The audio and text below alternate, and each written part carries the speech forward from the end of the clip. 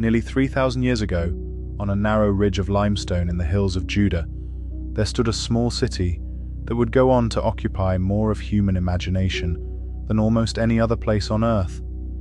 By day it was dust and noise and trade. By night it was something else entirely. Oil lamps behind shutters, wood smoke drifting over flat rooftops, watchmen moving slowly along the walls, and somewhere above the old city, on a rise of bare rock, a building said to have been sheathed in cedar and gold, standing silent in the dark. The king who built it would be remembered for wisdom, for wealth, for 1,000 women, for ships that sailed to lands nobody could later locate, and for a question that has outlived every stone he ever laid. Hi guys, welcome to Sleep into Power. I'm NJ, and the night now becomes a journey. Before we begin, a very warm thank you to the community member who suggested tonight's subject. You know who you are, and this one is for you. Wherever you are listening from tonight, whatever the hour is where you are, whether it's late evening, the middle of the night, or the strange quiet hours just before dawn, thank you for being here. This channel reaches people across every time zone, and it always means a great deal to know we are all drifting off at different moments to the same story. If you enjoy what we do here, my book, Sleep into Power, is available on Amazon now, in paperback and on Kindle. It's a book about reprogramming your mind, about the quiet work that happens beneath the surface while the rest of the world sleeps, and about how the thoughts you fall asleep with slowly become the life you wake up into. If that speaks to you, the link is down in the description.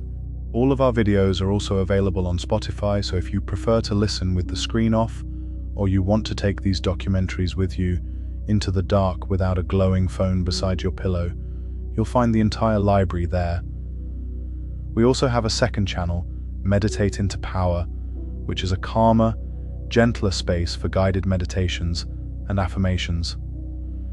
If tonight leaves you wanting something softer, that channel is waiting for you, and the link is in the description. And if you'd like to support the work that goes into these documentaries, you can do that through Buy Me a Coffee. Every single contribution helps keep these long nights of research and writing possible, and I am genuinely grateful to everyone who has. If you haven't yet, please do subscribe. It costs nothing, it helps this channel enormously, and it means the next journey will find you automatically when the lights go out. All the links are down in the description. Now get comfortable, let the room go quiet, let your shoulders drop away from your ears, and let the year fall backwards, past the aeroplane and the printing press, past the cathedrals and the legions, until we arrive in a small kingdom on the edge of 3 continents, roughly 3,000 years ago. There have been kings remembered for conquest, others for cruelty, a few for enormous wealth, but very few rulers in the whole of human history became synonymous with wisdom itself. Solomon would come to be associated with all of it: wisdom and gold, palaces and horses, foreign queens and foreign gods, a temple so famous that its absence still shapes the politics of a city today. He is the king who supposedly had everything the ancient world knew how to want. And behind that legend lies a far more complicated story. To understand Solomon, you first have to understand the strip of land he inherited, because almost everything about his kingdom was determined by geography before he was ever born. Imagine the Eastern Mediterranean from above. To the southwest, the vast, ancient, extraordinarily wealthy civilization of Egypt, sitting along its river like a green ribbon in a desert. To the northeast, the great river valleys of Mesopotamia, where cities had been writing on clay for 2,000 years already. Between those two worlds, there is only one convenient land route, a narrow corridor of hills, valleys and coastal plain, hemmed by sea on one side and desert on the other. That corridor is the land we are talking about tonight. Every army that ever wanted to march from Africa into Asia, or from Asia into Africa, came through it. Every caravan carrying incense out of southern Arabia, or copper out of the eastern hills, or grain out of the Nile Delta, passed along its roads. It is one of the most strategically valuable pieces of ground on the planet, and it is also, by the standards of Egypt or Babylon, rather poor. Thin soil, uncertain rain, hills that break the country into pockets where a village can live for generations without much interest in the village over the next ridge. In the centuries before Solomon, that corridor was crowded. Along the northern coast lay the Phoenician city-states, Tyre, Sidon, Byblos, Arwad, each of them a harbour town with its back to the mountains and its face to the sea. Squeezed for farmland, they turned to timber, glass, purple dye and shipping, and became the most accomplished sailors and merchants of the age. Their cedar forests in the Lebanon range were famous throughout the ancient world, and their ships carried goods from one end of the Mediterranean to the other. Along the southern coast lay the Philistines, a people with roots in the Aegean world who had settled into 5 principal cities on the fertile plain. They had metalworking, organized armies, and a long and bitter rivalry with the highland tribes inland. Egypt itself had been the dominant power in the region for centuries, but by the 10th century, before the Common Era, it had entered a long period of internal division and reduced reach. That withdrawal matters more than almost anything else in this story. When a great empire steps back, small kingdoms get their chance. For a few generations, the corridor between the powers was, for once, not owned by anybody in particular, and in the hill country between the coastal plain and the Jordan Valley lived the loose collection of tribes who had come to be called Israel and Judah. Their settlements were modest, stone houses with beaten earth floors and roofs of branches and clay, terraced hillsides planted with olives and vines, grain in the valleys, flocks on the slopes, cisterns cut into rock to catch the winter rain and hold it through the long, dry summer. Their society was built on family, clan, and tribe rather than on kings. Disputes were settled by elders at the town gate. Leadership in war tended to be temporary and local, gathered around whoever could rally the fighting men of a few clans. The biblical tradition remembers this period through the figures it calls judges, a word that suggests courtroom formality, but in practice meant something closer to war leader and arbiter combined. And Jerusalem, at this point, was not yet the city of the imagination. It was a small, fortified settlement on a defensible spur of rock, chosen for its water supply and its steep slopes, rather than for any natural grandeur. It sat neatly on the border between the northern tribes and the southern tribe of Judah, belonging fully to neither, which would eventually turn out to be its greatest political asset. That is the world into which Solomon's father was born. A patchwork of tribes, a scattering of hill villages, a corridor of trade routes, and a rare temporary gap in the shadow of the great powers. Somebody was going to fill that gap. You cannot tell the story of Solomon without first telling the story of David, because everything Solomon inherited, the throne, the city, the army, the alliances, and the family violence, came from his father. According to the biblical account, David begins as the youngest son of a family from Bethlehem, a boy sent out with the sheep while his older brothers go to war. He rises through the household of Israel's first king, Saul, first as a musician, then as a soldier, then as a commander so successful that the king begins to fear him. What follows is one of the most vivid political narratives in ancient literature. David flees. He lives as an outlaw in the wilderness of Judah, gathering around him a band of the desperate and the indebted. He takes service for a period with the Philistines, Israel's enemies, which is exactly the sort of awkward detail that suggests the tradition is preserving something real rather than inventing a spotless hero. Eventually, Saul dies in battle against the Philistines, and after a period of civil war between rival houses, David becomes king, first over Judah in the south, then over the northern tribes as well. Then comes the decision that shaped everything afterwards. David needed a capital, and both the north and the south had reasons to resent a capital in the other's territory. So he took Jerusalem, a Jebusite stronghold that had never belonged to either bloc, and made it his own personal city. It was a piece of political engineering of real sophistication. The capital belonged to the crown, rather than to any tribe. He brought the Ark of the Covenant into that city, the sacred chest that the tribes associated with the presence of their God, and in doing so, he made Jerusalem not only the political center, but the religious one. Politics and worship were welded together on a single ridge of rock, and they have never entirely come apart since. According to the biblical account, David then expanded outwards, subduing Philistines, Moabites, Edomites, Ammonites, and Aramean kingdoms, and receiving tribute from neighbors. How large that territory really was is one of the great arguments of modern archaeology, and we will come back to it properly later tonight, because it matters.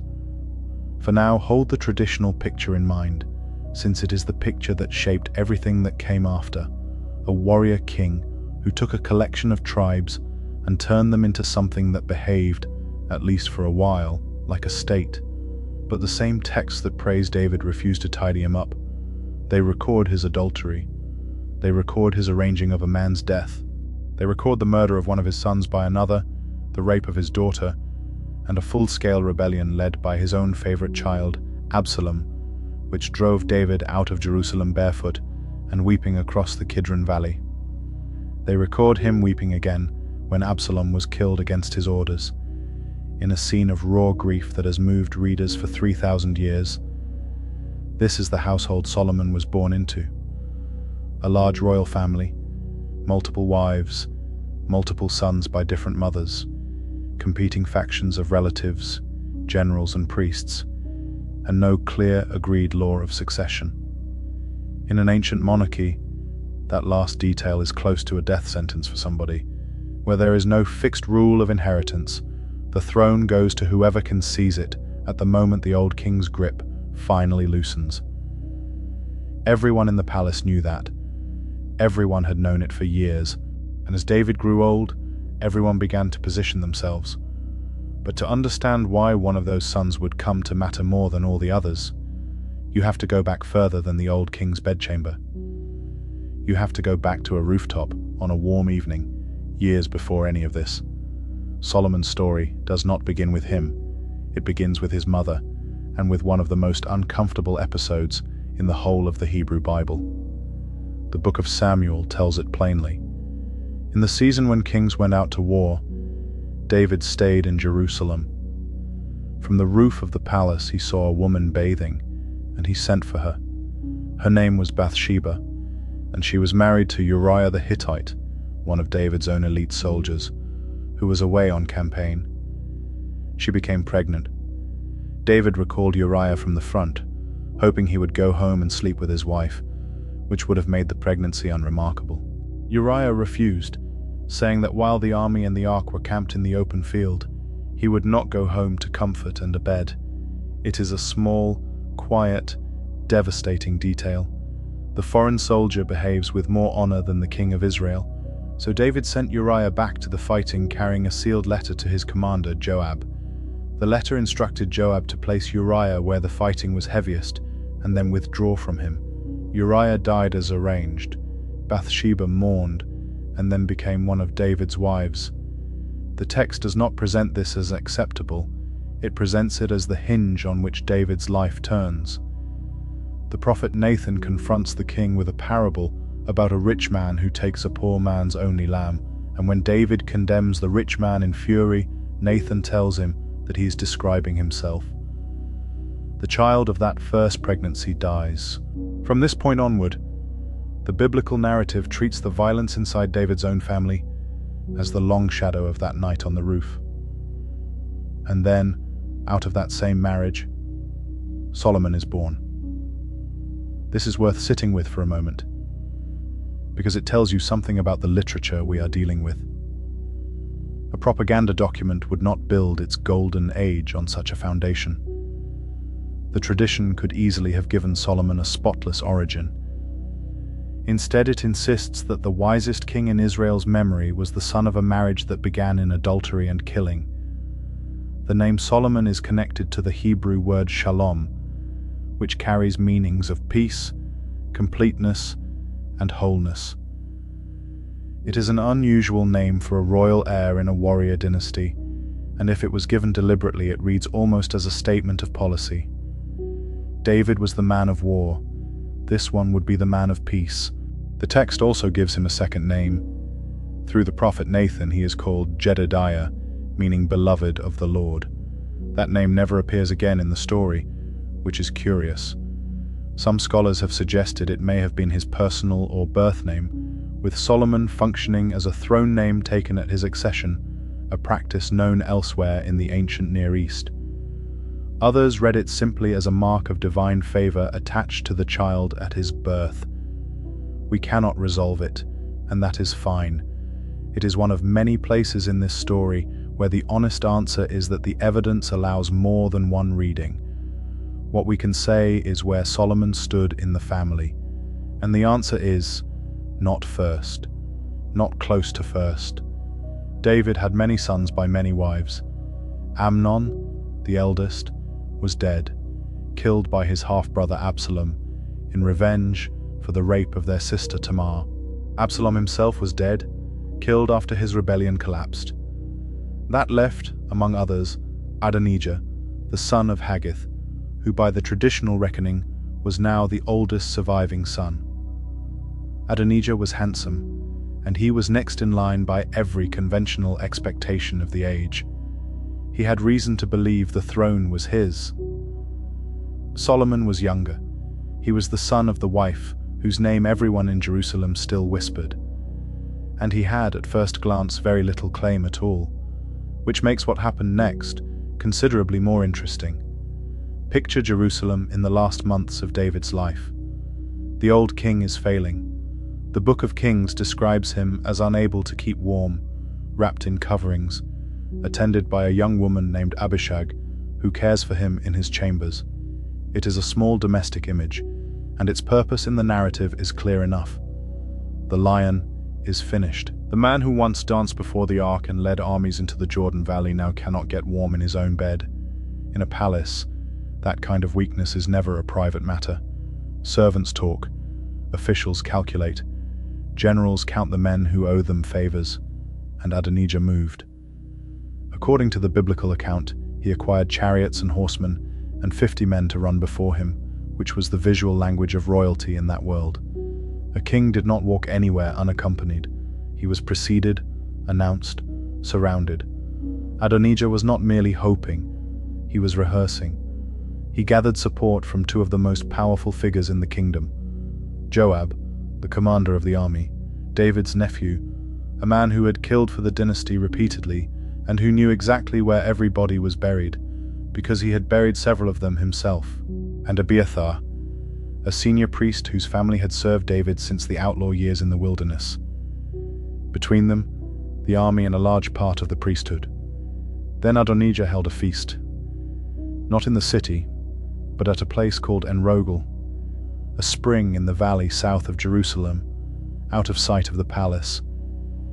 He invited his brothers and the officials of Judah. He sacrificed sheep and oxen and fattened cattle.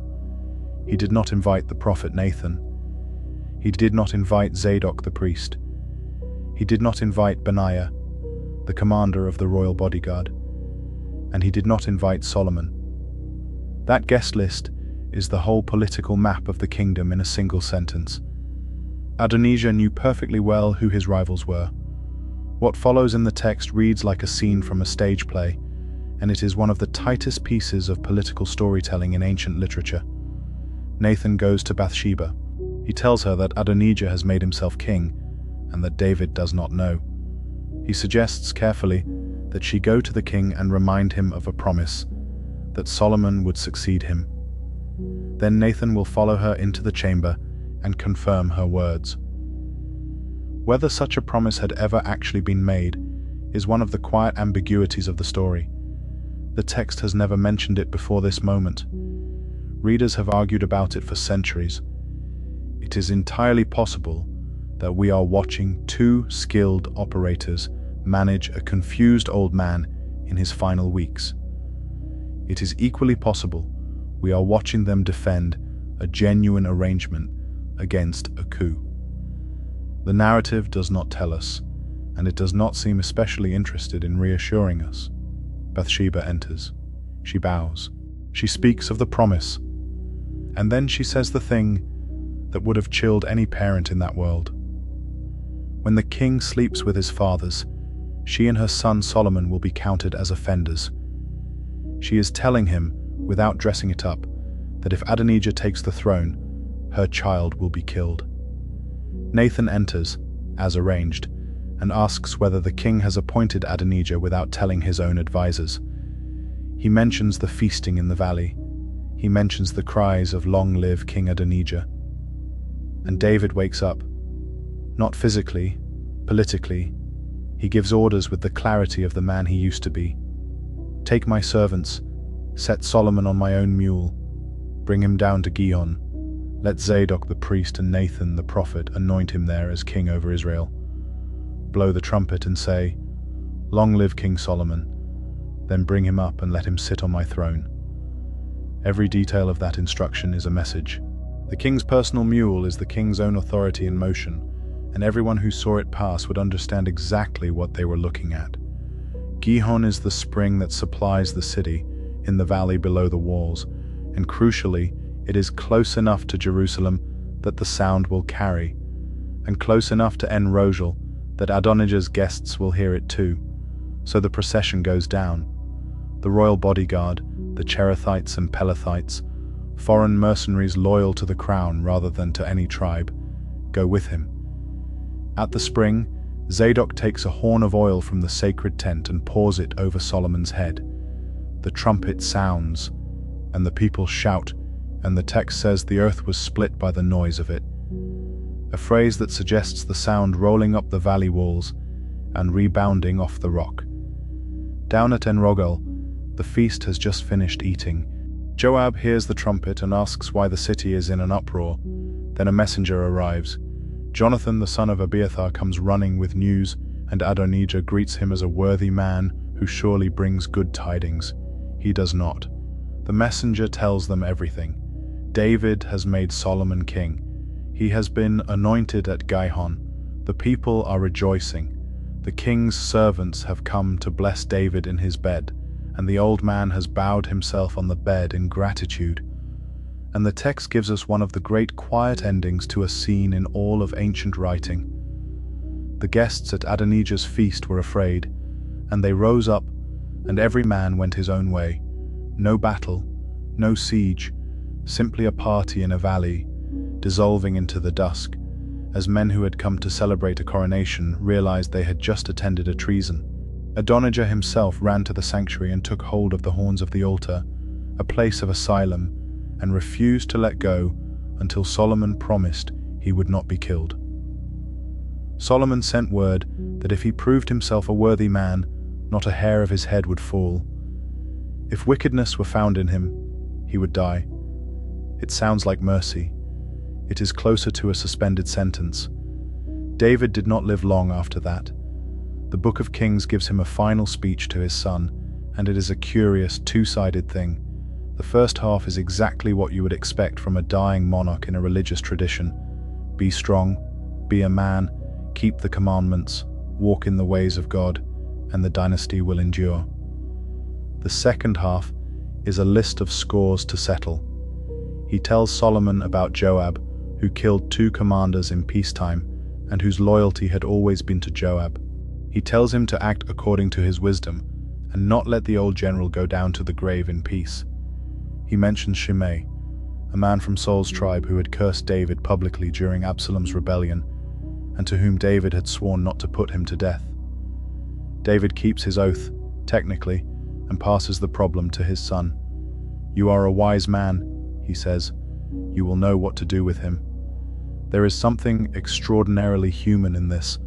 A dying man, having spent a lifetime managing violent people, handing his heir a short list of unfinished business and calling it wisdom. Then David died, after a reign the tradition remembers as 40 years, and he was buried in the city that carried his name. And Solomon began to consolidate. What follows is not a gentle beginning.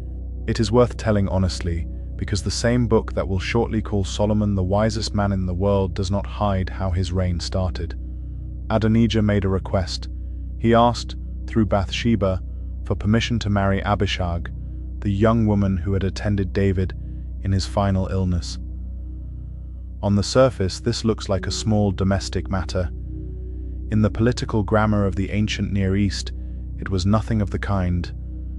The women of a dead king's household were part of the royal inheritance, and claiming them was a recognized way of claiming a share of the throne itself.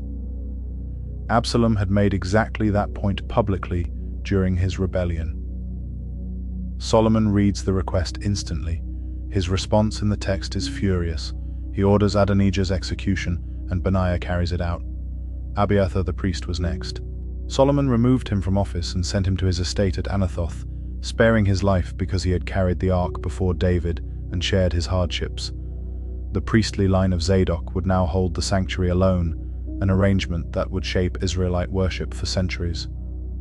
Joab heard the news and understood what it meant. He fled to the sanctuary and caught hold of the horns of the altar, as Adonijah had done. This time there was no reprieve. Benaiah was sent, Joab refused to come out, and Solomon ordered that he be struck down where he stood. The old general, who had won David's wars and murdered David's rivals and buried David's son, died holding the altar. Then Shimei. Solomon ordered him to build a house in Jerusalem and never to leave the city, on pain of death. Shimei agreed. 3 years later, 2 of his slaves ran away to Gath, and he went after them and brought them back. Solomon summoned him, reminded him of the oath he had taken, and had him executed. The chapter ends with a single sentence that lands like a door closing. The kingdom was established in the hand of Solomon. Now it is easy to read this with modern eyes and see only brutality. It is more useful to read it as the people who wrote it did, as the necessary and expected consolidation of a new reign. In a world without a settled law of succession, a king who left rival claimants and their armed backers alive was not merciful. He was postponing a civil war and gambling with the lives of everyone who depended on stability. Rivals were removed. This was the arithmetic of ancient monarchy across the entire region, from Egypt to Assyria, and Solomon was following it precisely. But hold on to the detail anyway, because it is the first quiet note in a theme that will run through this entire documentary. The reign that becomes a byword for wisdom does not begin with wisdom. It begins with a young man doing the hard, cold work of making himself safe. The wisdom comes later, and according to the tradition, it comes to him in his sleep. A few miles northwest of Jerusalem, there was a hill town called Gibeon. Before the temple existed, worship in Israel was not yet centralized. People sacrificed at local high places, elevated open-air sanctuaries scattered across the hill country, and Gibeon held the most important of them. The text calls it the Great High Place. Some traditions place the old tent sanctuary and its bronze altar there. Picture the journey. The road out of Jerusalem, climbing north through terraced slopes, olive trees silver in the heat, the young king with his household and his officials, dust rising behind them. The biblical account says he offered 1,000 burnt offerings on that altar, an enormous number, less a description of a single afternoon than an expression of scale. This was a young ruler announcing himself before God and before the assembled leadership of his kingdom. Then night falls on the high place. The fires burn down, the crowds settle, and Solomon sleeps. In the dream, according to the Book of Kings, God appears to him and says, "Ask what I shall give you." Now think about that offer for a moment, and think about it as an ancient king would have thought about it. What does a monarch in the 10th century, before the Common Era, actually want? Longer life, because most people did not get one. Wealth, because wealth is security and status, and the ability to keep an army fed.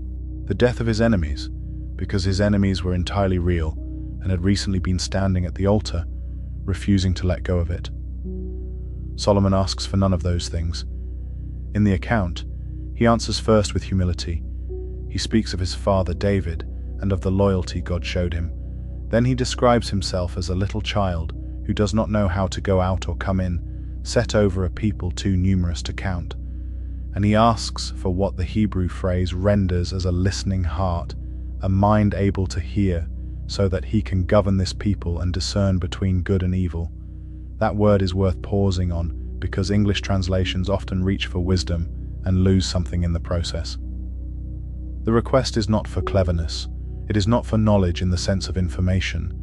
It is closer to a request for discernment, judgment, the ability to distinguish, and the underlying image is auditory, a heart that hears. The text says the request pleased God, and that because Solomon had not asked for long life or riches, or the life of his enemies, he would receive not only the wise and understanding heart he asked for, but also the wealth and honor he had not asked for, and a conditional promise of long life, if he walked in the ways of his father. Then Solomon awoke, and the text says, "And behold, it was a dream." That small clause has been argued over for a very long time.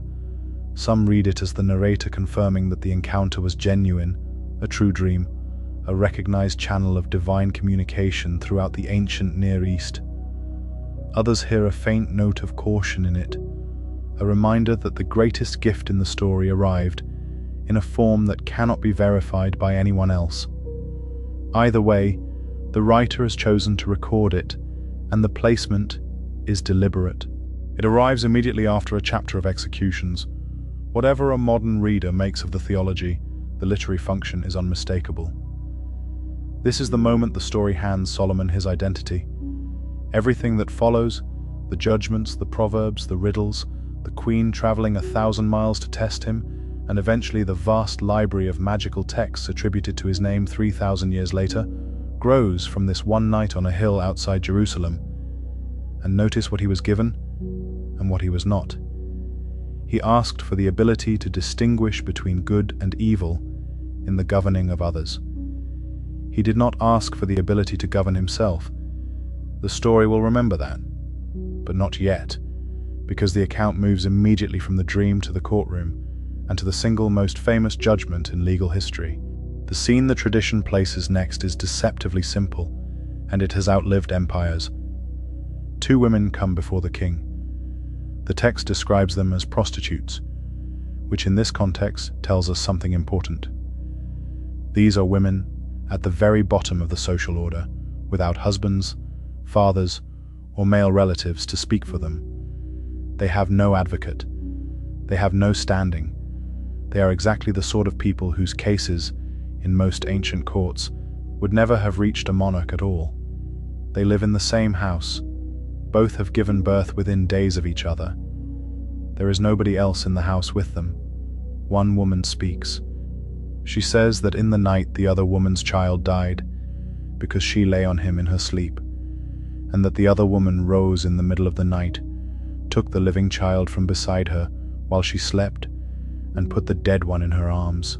She says that when she woke in the morning to feed her son, she found a dead child, and when she looked at him closely in the daylight, she saw that he was not hers.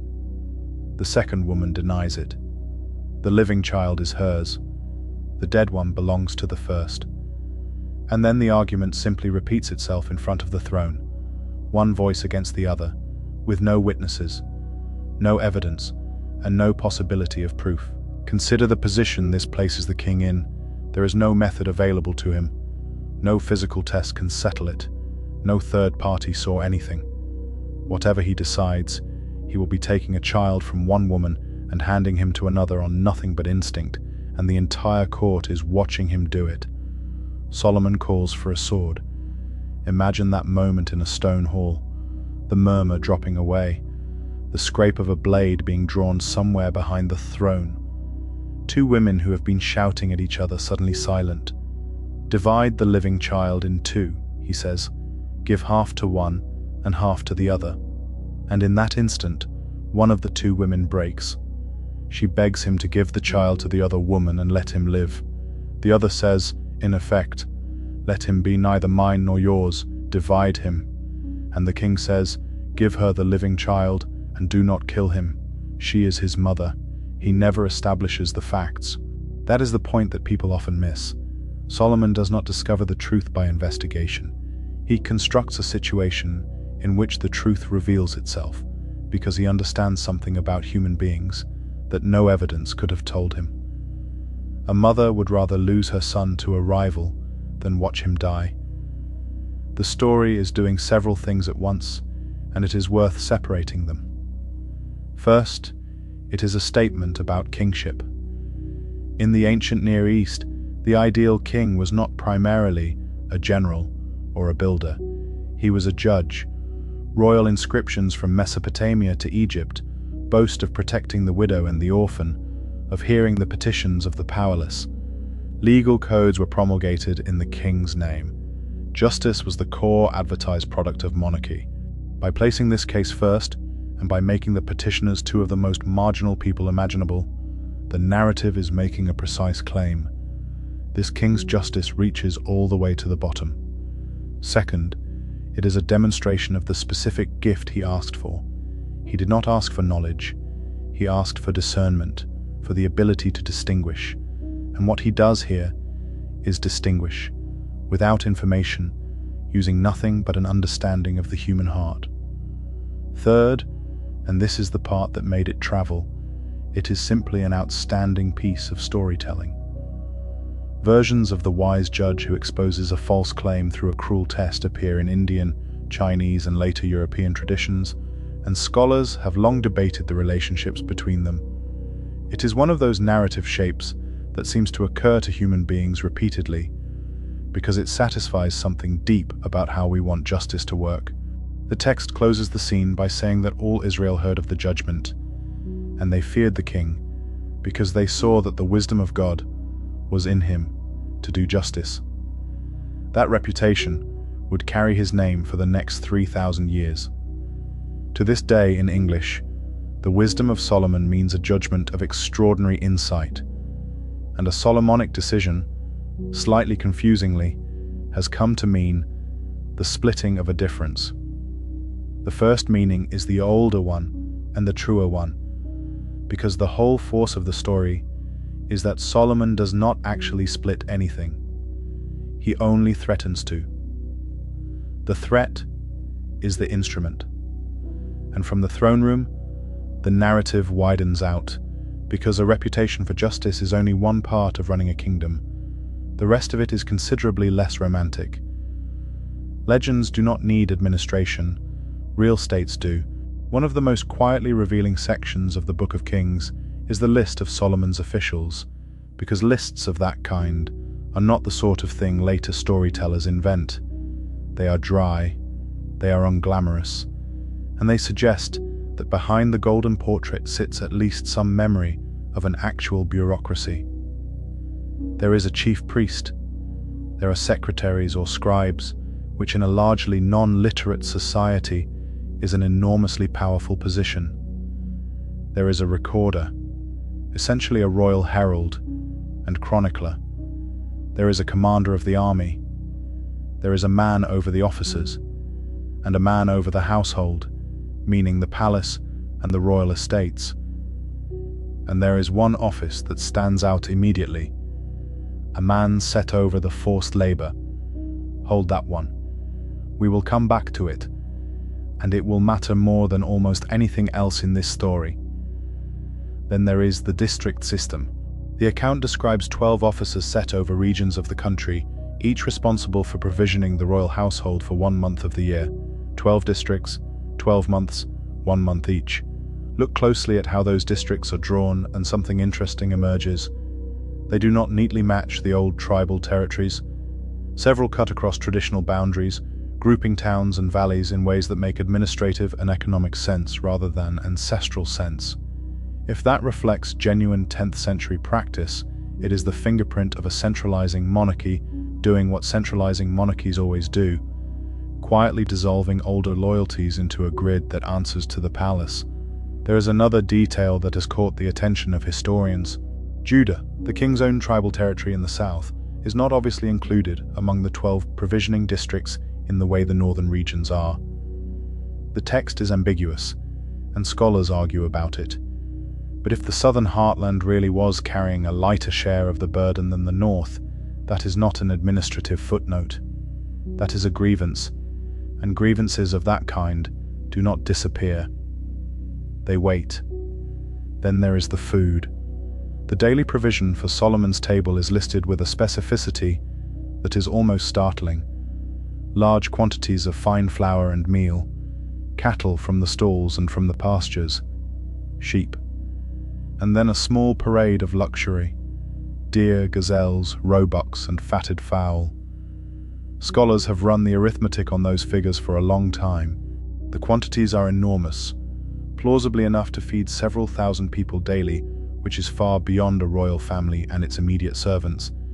If it reflects anything real, it points to a substantial court establishment, officials, guards, laborers, foreign guests, garrison troops, and the constant flow of people that a working palace generates. It may also be the kind of round, impressive number that ancient scribes used to convey magnificence rather than to balance a ledger. Either way, the point the text is making is unmistakable. Every single day, that food had to come from somewhere.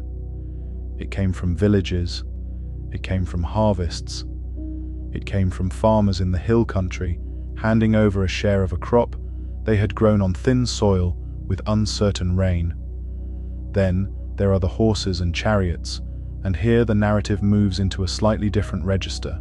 Solomon is described as maintaining large numbers of chariot horses and horsemen with chariot cities to house them, and as trading horses and chariots across the region, acquiring them from Egypt and Quay in Anatolia, and selling them onward to the kings of the Arameans and the Hittites.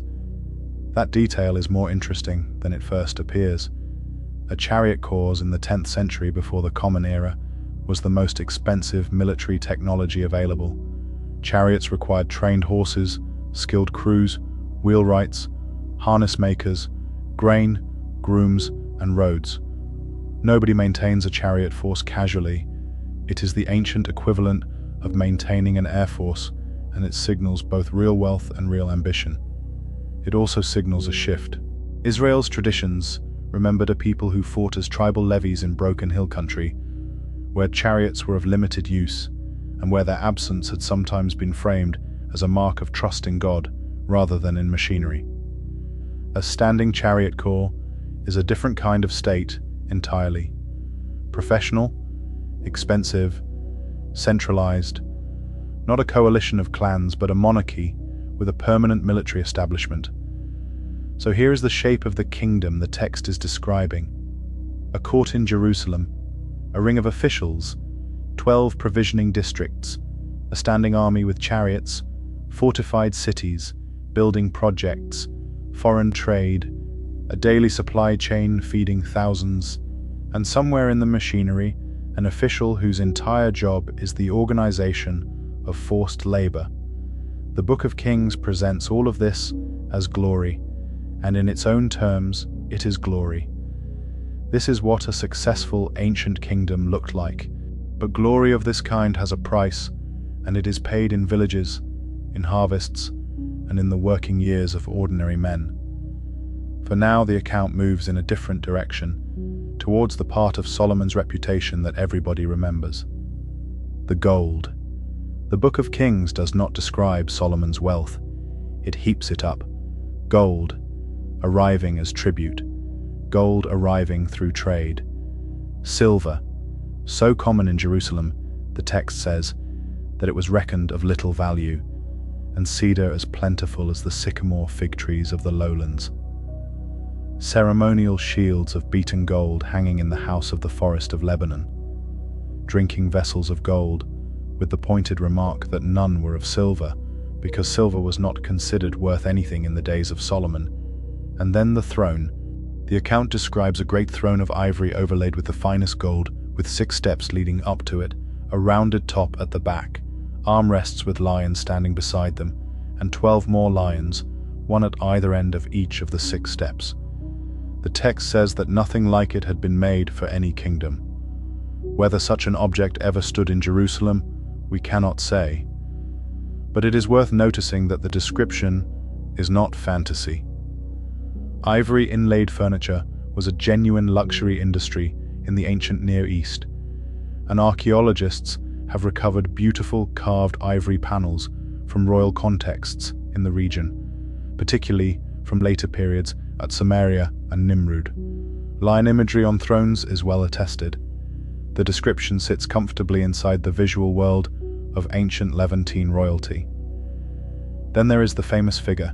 The text states that the weight of gold that came to Solomon in 1 year was 666 talents, aside from what came from traders, merchants, the kings of Arabia, and the governors of the country. That number invites some care. A talent in the ancient world was a unit of weight, not a coin. Coinage had not yet been invented in this period, which is itself worth remembering when people imagine Solomon's treasury as chests of gold pieces. Wealth moved as weighed metal, as goods, as livestock, as land, and as labor. The exact mass of a talent varied by region and by era, and estimates for the biblical talent generally fall somewhere in the range of roughly 30 kilograms, though scholars differ. Take the figure at face value with that rough conversion, and you arrive at something on the order of 20 tons of gold per year. That is an extraordinary quantity by any standard, ancient or modern. Now, you will find videos and articles happy to multiply that by the current gold price, compound it over a 40-year reign, and announce that Solomon was worth some staggering sum in modern currency, richer than any billionaire alive. I would gently encourage you to ignore all of them. There are 3 problems with that arithmetic, and they are worth understanding because they apply to every claim about ancient wealth you will ever encounter. The first is textual. Large numbers in ancient sources are frequently rhetorical. Scribes across the entire ancient world use scale to convey greatness, and the biblical text is no exception. The number 666 is also, for obvious reasons, a striking one, and some scholars have wondered whether it carries symbolic weight of its own. We are probably not reading an audited figure from a treasury ledger. The second is economic. Converting ancient wealth to modern currency is close to meaningless, because value is relative to what exists. Gold was rare and prized, yes, but a ton of gold cannot buy you antibiotics, refrigeration, or a flight. Meanwhile, the things that genuinely constituted power in Solomon's world, control of a trade route, the loyalty of an army, the labor of a population, water in the dry season, have no straightforward modern price at all. The third is comparative. Solomon's Israel, even at its most generous reconstruction, was a modest kingdom sitting between genuine superpowers. Egypt's temple economies and Mesopotamia's empires operated at a scale that dwarfed anything in the Judean hills. When the biblical text says, Solomon exceeded all the kings of the earth in riches, it is speaking in the idiom of a national tradition celebrating its own golden age, in the way that national traditions everywhere do. So set the modern currency conversions aside and hold on to the thing that actually matters, which is what the text is trying to tell you. It is telling you about transformation. Within living memory, this had been a society of hill villages and tribal levies, of subsistence farming and local shrines. Now, according to its own account, foreign kings sent gifts. Gold arrived by the shipload. Silver was not worth counting. The king drank from vessels that no ordinary person in the country would ever have seen. That is the real claim. Not a precise sum, but a distance traveled. And every element of that transformation depended on something the text is quite open about. Solomon did not build this alone. Israel had no navy, no deep sea shipping tradition, no great timber forests of its own, and no monumental building tradition to speak of. For those, he needed the men from the coast.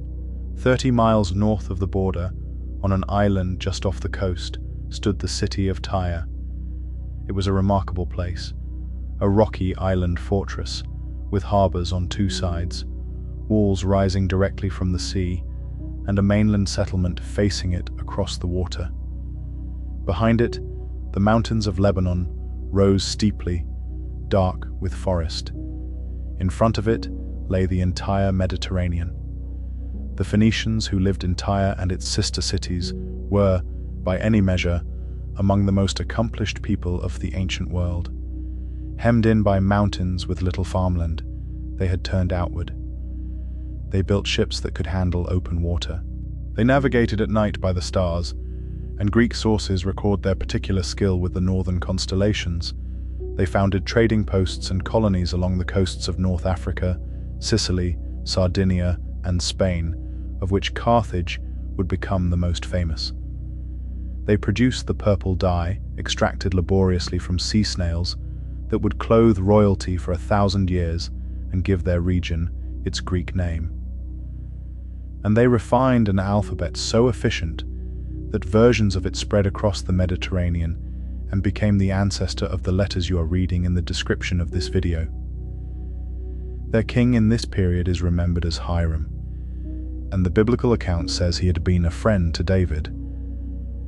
That relationship makes complete sense economically. Tyre had timber, craftsmen, ships, and access to the sea. It did not have enough farmland to feed itself. Israel had grain, olive oil, and control of inland routes, and it wanted what Tyre could supply. The two economies fitted together like two halves of a broken pot. According to the Book of Kings, Solomon sent word to Hiram explaining that his father David had been unable to build a temple because of the wars around him, but that now there was peace, and he intended to build. He asked for cedars from Lebanon, acknowledging openly that there was nobody among his own people who knew how to cut timber like the Sidonians. Hiram agreed, and the arrangement they made is one of the most concrete pieces of economic detail in the whole story. Hiram's men would cut the timber in the mountains. It would be brought down to the sea, formed into rafts, and floated along the coast to a designated point, where Solomon's people would take delivery. In exchange, Solomon would supply Hiram's household with wheat and fine oil, year after year. Picture the operation because it is genuinely impressive. High in the Lebanon range, above the coastal haze, stand forests of cedar. These are not ordinary trees. A mature Lebanon cedar can grow to enormous size, with a broad, flat crown and horizontal branches, and its timber is fragrant, resistant to rot and insects, and strong enough for beams and columns. Ancient rulers from Egypt to Mesopotamia coveted it. Egyptian records document expeditions to obtain it. It appears in Mesopotamian literature as the wood of legend. The work of felling was done with bronze and iron axes on steep slopes. The trunks were dragged down through mountain passes, probably with oxen, probably along prepared tracks, in a process that would have taken weeks for each consignment. At the shore, the logs were lashed together into great floating rafts and towed or sailed down the coast on the currents. The biblical account gives a figure for the workforce involved: tens of thousands of men in the mountains, and thousands more supervising them, working in rotating shifts, a month in Lebanon and 2 months at home. Whatever the accuracy of the numbers, the logistical picture they paint is coherent. Monumental building in the ancient world was above all an exercise in organizing human beings at scale, and the rotation system described, 1 month away, 2 months home, is exactly the kind of arrangement a state uses when it needs to extract enormous labor without collapsing the agricultural cycle that feeds everyone. Hiram sent more than timber. The text describes a craftsman, also named Hiram or Huram, the son of a widow from the tribe of Naphtali, whose father had been a man of Tyre, skilled in bronze work, who came to Jerusalem and executed the metalwork for the temple. That detail, a mixed heritage master craftsman, moving between kingdoms to take a major commission, has the ring of ordinary ancient reality about it. Skilled artisans traveled, courts competed for them, the alliance ran deeper still. The two kings would later share a fleet in the Red Sea, an arrangement we will return to. The text also records, with disarming honesty, that Solomon gave Hiram 20 towns in Galilee, and that Hiram was not impressed with them, and called the region by a name suggesting worthlessness. It is a wonderfully human detail. Even in a golden age, the accounts had to be settled, and sometimes the payment disappointed. Everything was now in place. The timber was moving down the coast. The craftsmen were arriving. The stone was being cut. The labor was organized. And on a ridge of rock above the old city of David, the ground was being prepared for the building that would outlive every other thing Solomon ever did. The Book of Kings dates the beginning of the work with unusual precision.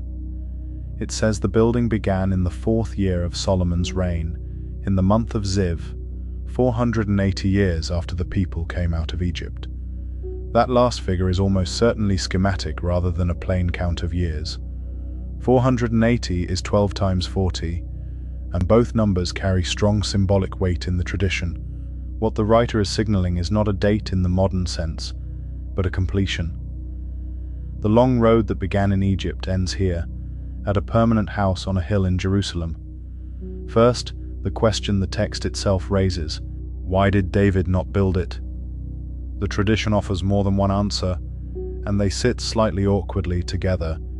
In the book of Samuel, David proposes the idea, and the prophet Nathan initially approves, but that night receives a message that changes the reply.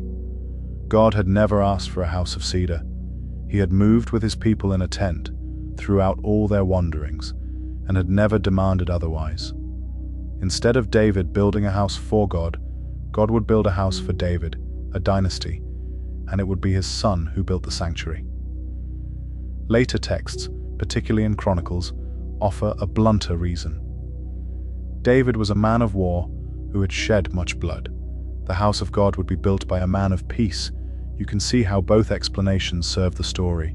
One elevates the promise to the dynasty, the other draws the sharp line between father and son that the whole tradition depends upon.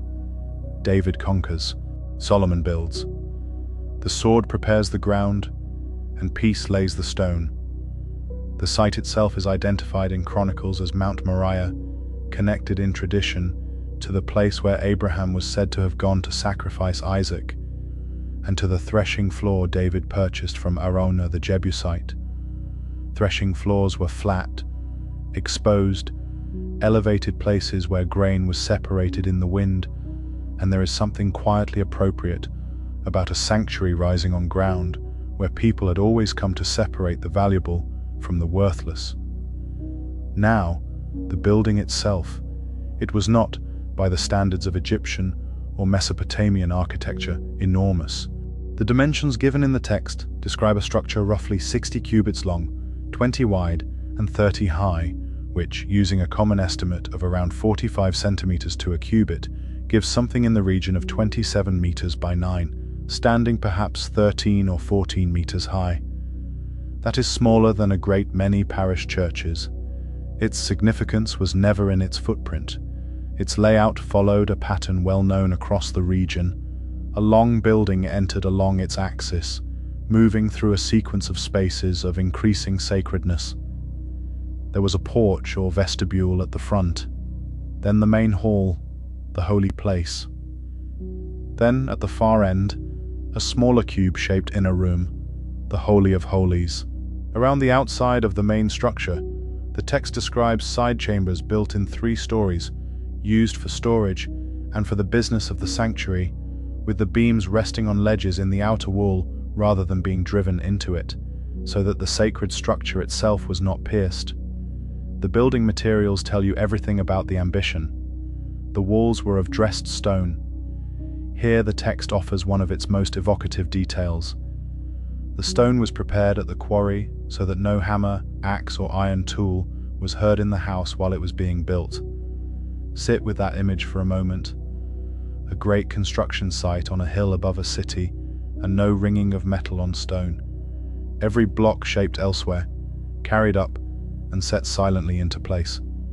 Whether or not it happened exactly so, it is a beautiful piece of writing, and it captures something essential about how the sanctuary was understood. It was to be assembled, not hacked into being. Inside, the stone disappeared entirely. The walls were lined with cedar, floor to ceiling, and the floors laid with cypress or juniper. The text says no stone was visible anywhere within. The cedar was carved with gourds, open flowers and palm trees, and then overlaid with gold. Think about what that space would have been. Windowless in its inner reaches, lit by lamps, the air heavy with the resinous scent of cedar, a smell that would have been immediately recognizable as expensive and foreign, every surface catching and returning lamplight in gold. For a population that lived in houses of mud brick and rough stone, with dirt floors and small dark rooms, the interior of that building would have been the single most extraordinary constructed space any of them would ever hear described, let alone see. At the far end lay the inner sanctuary, a perfect cube, 20 cubits in each direction, overlaid with gold, entered through doors of olive wood carved with cherubim, palm trees and flowers. Inside it stood 2 great cherubim of olive wood, overlaid with gold, each about 5 meters tall, their wings extended so that the inner wingtips touched at the center of the room, and the outer wingtips touched the walls on either side. It is worth saying clearly what a cherub was, because centuries of European art have left most people with a mental image of a plump-winged infant, which is almost the exact opposite of what the ancient world meant. Cherubim in the biblical tradition are powerful composite guardian beings, and the closest visual parallels we have are the winged sphinxes and human-headed winged lions and bulls that stood at temple and palace entrances throughout the ancient Near East. They are throne guardians. They are terrifying. Their function is to stand at the boundary of sacred space and prevent casual approach. Beneath their wings, in the darkness of that inner room, the Ark of the Covenant was to be placed. The Ark deserves a proper explanation because it sits at the center of everything, and because most people's picture of it now comes from a film rather than from the texts. According to the tradition, it was a chest of acacia wood overlaid with gold, roughly 1 meter and a bit in length, carried on poles that passed through rings at its corners so that it need never be touched directly. On its lid, sometimes rendered as the mercy seat, stood 2 smaller cherubim of gold, facing one another with outstretched wings. It was made in the wilderness period, and it contained the tablets of the covenant. Its meaning is best understood through the imagery of thrones. Across the ancient Near East, gods were commonly depicted enthroned above winged creatures. The Ark functioned as the footstool or the seat of an invisible throne. The God of Israel was not represented by a statue, which made this tradition genuinely unusual in its world. The space above the Ark, between the wings, was empty. That emptiness was the point. For generations, the Ark had traveled. It had gone with the tribes in the wilderness. It had been carried into battle. It had been captured by the Philistines and, according to the tradition, returned in unhappy circumstances. It had rested at various sanctuaries. It had been brought up to Jerusalem by David in a procession of dancing and music and, in one dark episode, sudden death. Now, at last, it was going to stop moving. The dedication is described as taking place in the 7th month, at the autumn festival, when the harvest was gathered and the population had reason to travel. The elders of Israel, the heads of the tribes, and the leaders of the families assembled in Jerusalem. Picture the city on that morning. Every road into Jerusalem thick with people, tents and encampments on the surrounding hills, livestock everywhere, in numbers the text describes as beyond counting. The smoke of sacrifice rising in the still autumn air. The priests carried the ark up from the city of David and brought it into the sanctuary and set it beneath the wings of the great cherubim. The poles were long, the text says, and their ends could be seen from the holy place, though not from outside. And then the account describes something that has fascinated readers ever since. When the priests came out of the holy place, a cloud filled the house, so that they could not stand to minister, because the glory of the Lord had filled it. Solomon then speaks and prays, and his prayer is one of the most theologically interesting passages in the Hebrew Bible, because of the question it puts at its own center. He asks whether God will truly dwell on the earth. He observes that the heavens and the heaven of heavens cannot contain him, and that this house certainly cannot. That is a remarkable thing to say at the opening of your own temple. He has spent 7 years and a fortune building it, and in his dedication speech he acknowledges that the building cannot possibly hold what it was built for. The prayer then asks that God's eyes be opened towards the house, and that prayers made towards it be heard.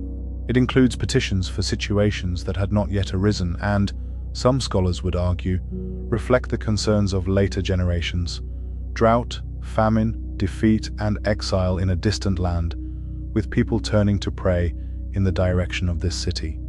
It also includes a striking request that the foreigner who comes from a far country because of God's name should be heard when he prays towards this house. Then the festival, which the text describes as continuing for days, with sacrifices in overwhelming numbers, and the people eventually sent home joyful and glad of heart.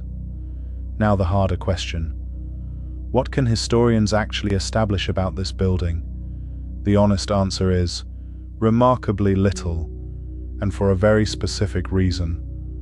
The Temple Mount, known to Muslims as the Haram al-Sharif, the noble sanctuary, is among the most religiously and politically sensitive locations on earth. It is sacred to Jews as the site of the first and second temples.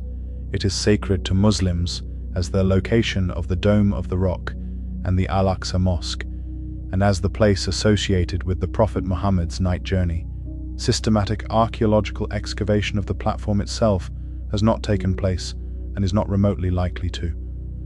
Work has been carried out around the margins, in tunnels alongside the western retaining walls, in excavations south of the mount, and through the sifting of previously disturbed material, but the ground beneath the platform where a first temple would have stood is not accessible to archaeology. Compounding that, the platform we see today is largely the work of Herod the Great in the 1st century before the Common Era, an immense engineering project that expanded and leveled the summit. Whatever survived from earlier periods lies beneath enormous later fill. So no physical trace of Solomon's temple has been identified, no foundation, no inscription, no fragment that can be securely tied to it. What we can say is that the building described is entirely plausible as a 10th century Levantine temple. Its tripartite plan, porch, main hall, and inner shrine is well attested in the region.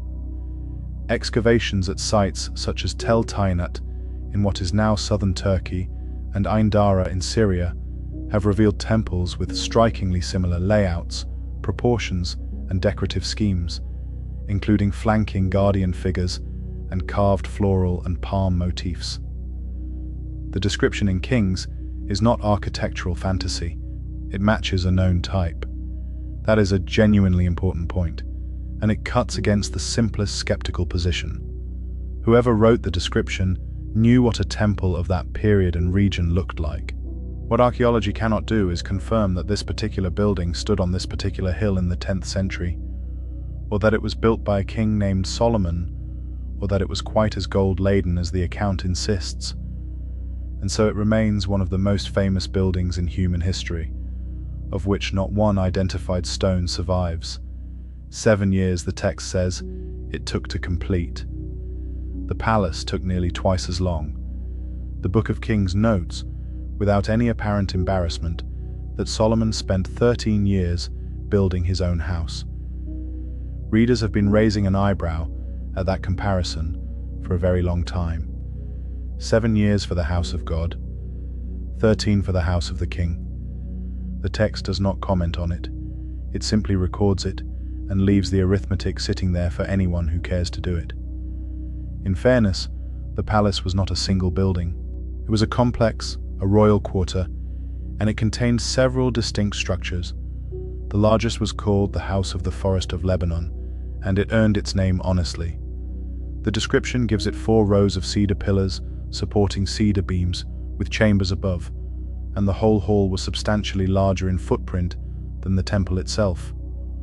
Walking into it, with rank after rank of cedar columns receding into the dimness, you would have understood immediately why they called it a forest.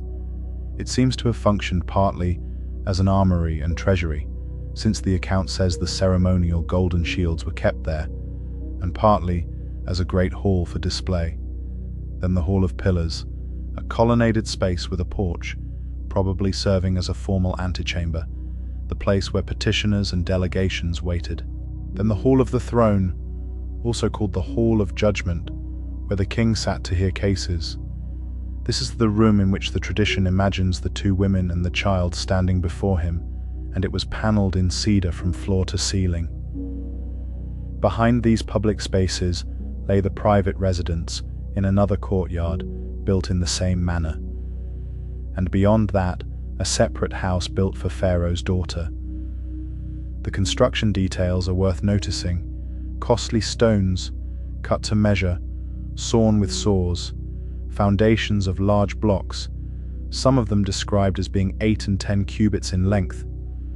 Sawn stone masonry of that quality is expensive and slow, and it is exactly the kind of detail that suggests the writer had some idea of what elite building work actually involved. Imagine moving through that complex on an ordinary afternoon.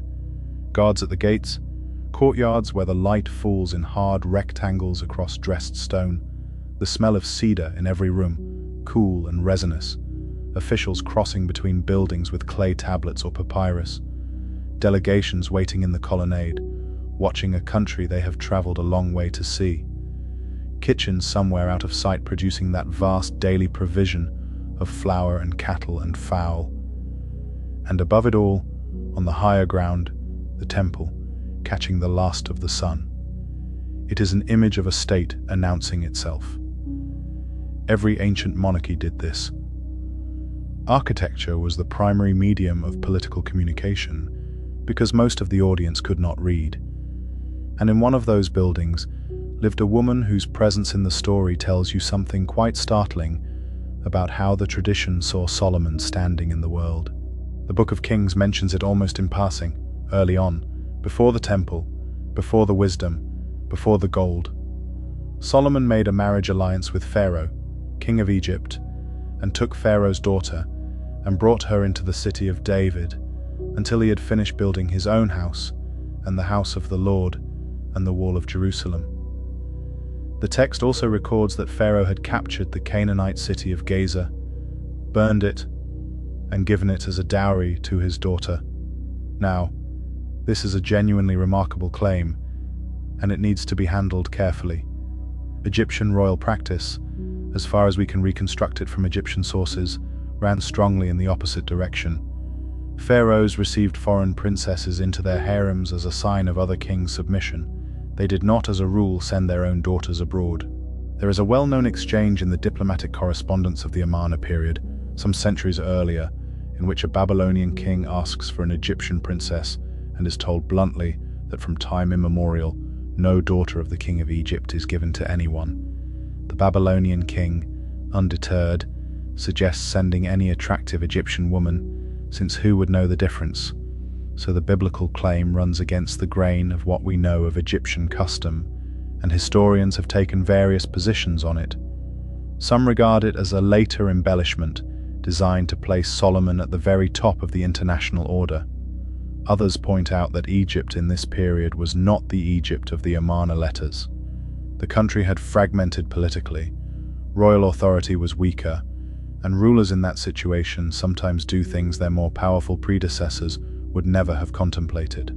A marriage alliance with a rising kingdom on the Canaanite frontier, sealing a border and securing a trade corridor, is not an absurd move for a weakened dynasty. No Egyptian record of such a marriage has been found, and the text never gives the woman a name. Neither does it name the pharaoh, which is one of those frustrating gaps that makes precise dating almost impossible. What the episode does illustrate perfectly is the mechanics of royal marriage in the ancient world. These were not romances. They were treaties conducted through people. A princess sent to a foreign court was a permanent embassy, a hostage, a guarantee of good behavior, and a channel of communication all at once. Her household would include her own servants, her own advisors, and importantly, her own gods. That last part is the detail the biblical narrative will eventually return to with considerable force. There is a small telling note in Chronicles which says Solomon moved Pharaoh's daughter out of the city of David to the house he had built for her, on the reasoning that the places where the ark had been were holy. It is a fragment of religious anxiety preserved in an otherwise admiring account. The foreign wife is honored and housed magnificently, and also kept at a certain distance. She was, according to the tradition, only the beginning. Here we arrive at the number everybody has heard. The Book of Kings states that Solomon loved many foreign women, and that he had 700 wives who were princesses and 300 concubines. 1,000 women. It is one of the most frequently quoted figures in the entire Bible, and it deserves a proper look rather than a raised eyebrow. Start with what a royal marriage actually was, because the modern word marriage carries associations that simply do not apply. In the ancient Near East, a king's principal wives were overwhelmingly diplomatic instruments.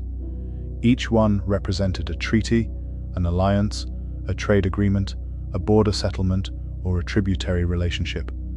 The list of nationalities the text gives is essentially a map of Solomon's foreign policy. Moabite, Ammonite, Edomite, Sidonian, Hittite.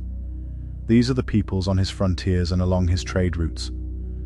Concubines occupied a different and lower status, secondary wives without the full legal standing or dynastic claims of the principal wives, and their presence in a royal household was a normal feature of the period. Large royal households are well attested across the ancient world. Assyrian and Persian kings maintained substantial establishments of women. The scale is not the issue. The scale of this particular figure, however, is 1,000 women, each with attendants, quarters, provisions and status to maintain, in a kingdom of the size Solomon plausibly ruled, is an extraordinary claim. Some scholars treat the number as straightforwardly literary, a way of expressing totality and excess rather than a count. 700 and 300 are round, weighty numbers that together make a perfect 1,000. Others suggest the figure may have accumulated over the long tradition of retelling. Others still point out that we simply have no independent means of checking it.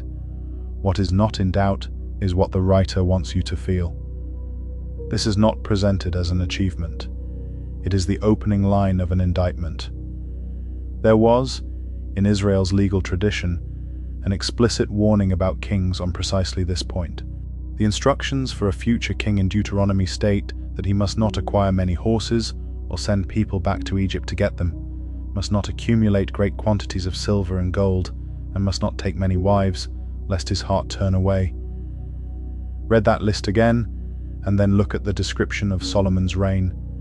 Horses acquired from Egypt, silver so plentiful it was not counted, many wives. Whatever the historical relationship between those texts, and scholars debate their dating extensively, the effect within the finished Bible is unmistakable. Solomon's magnificence is described using the exact 3 categories that the tradition had identified as the ways a king goes wrong.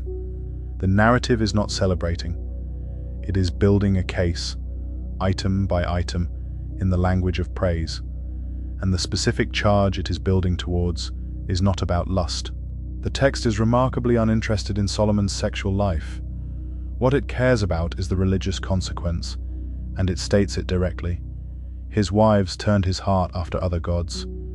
We will come back to that, because it is the hinge of the whole story. But first there is a fleet to launch, and a journey to make, because the same international connections that brought those women to Jerusalem also brought something else: ships. Israel was not a seafaring nation. Its coastline was largely controlled by others. Its people were farmers and herdsmen, and the sea appears in its literature as a place of chaos rather than opportunity, which makes the next detail so interesting. The Book of Kings says Solomon built a fleet at Etzion-Geber, near Eloth, on the shore of the Red Sea, in the land of Edom, and that Hiram sent his own servants, sailors who knew the sea, to serve in that fleet alongside Solomon's men. Look at a map, and the logic becomes clear immediately. Etzion-Geber sits at the head of the Gulf of Aqaba, the eastern arm of the Red Sea, in the region of modern Aqaba and Eilat. From there, ships can sail south along the Arabian coast towards the incense lands of southern Arabia and the Horn of Africa, and potentially further into the Indian Ocean world. Control of that port required control of Edom, the territory southeast of the Dead Sea, which the tradition says David had subdued. This is a good illustration of how conquest, trade, and wealth interlock. David's wars made Solomon's shipping lane possible. The cargoes described are the classic luxury goods of the southern trade: gold, almug wood, sometimes rendered as sandalwood or red sandalwood, used for temple fittings and musical instruments, precious stones, and on a longer 3-year cycle, a fleet returning with gold, silver, ivory, apes, and peacocks, though that last word is uncertain and may refer to a different creature entirely, perhaps a type of monkey or a guinea fowl. Ancient animal names travel badly, and the source of the gold is given a name that has haunted explorers, treasure hunters, and novelists ever since: Ophir. Nobody knows where it was. The candidates, and there are many, cluster around a few plausible regions.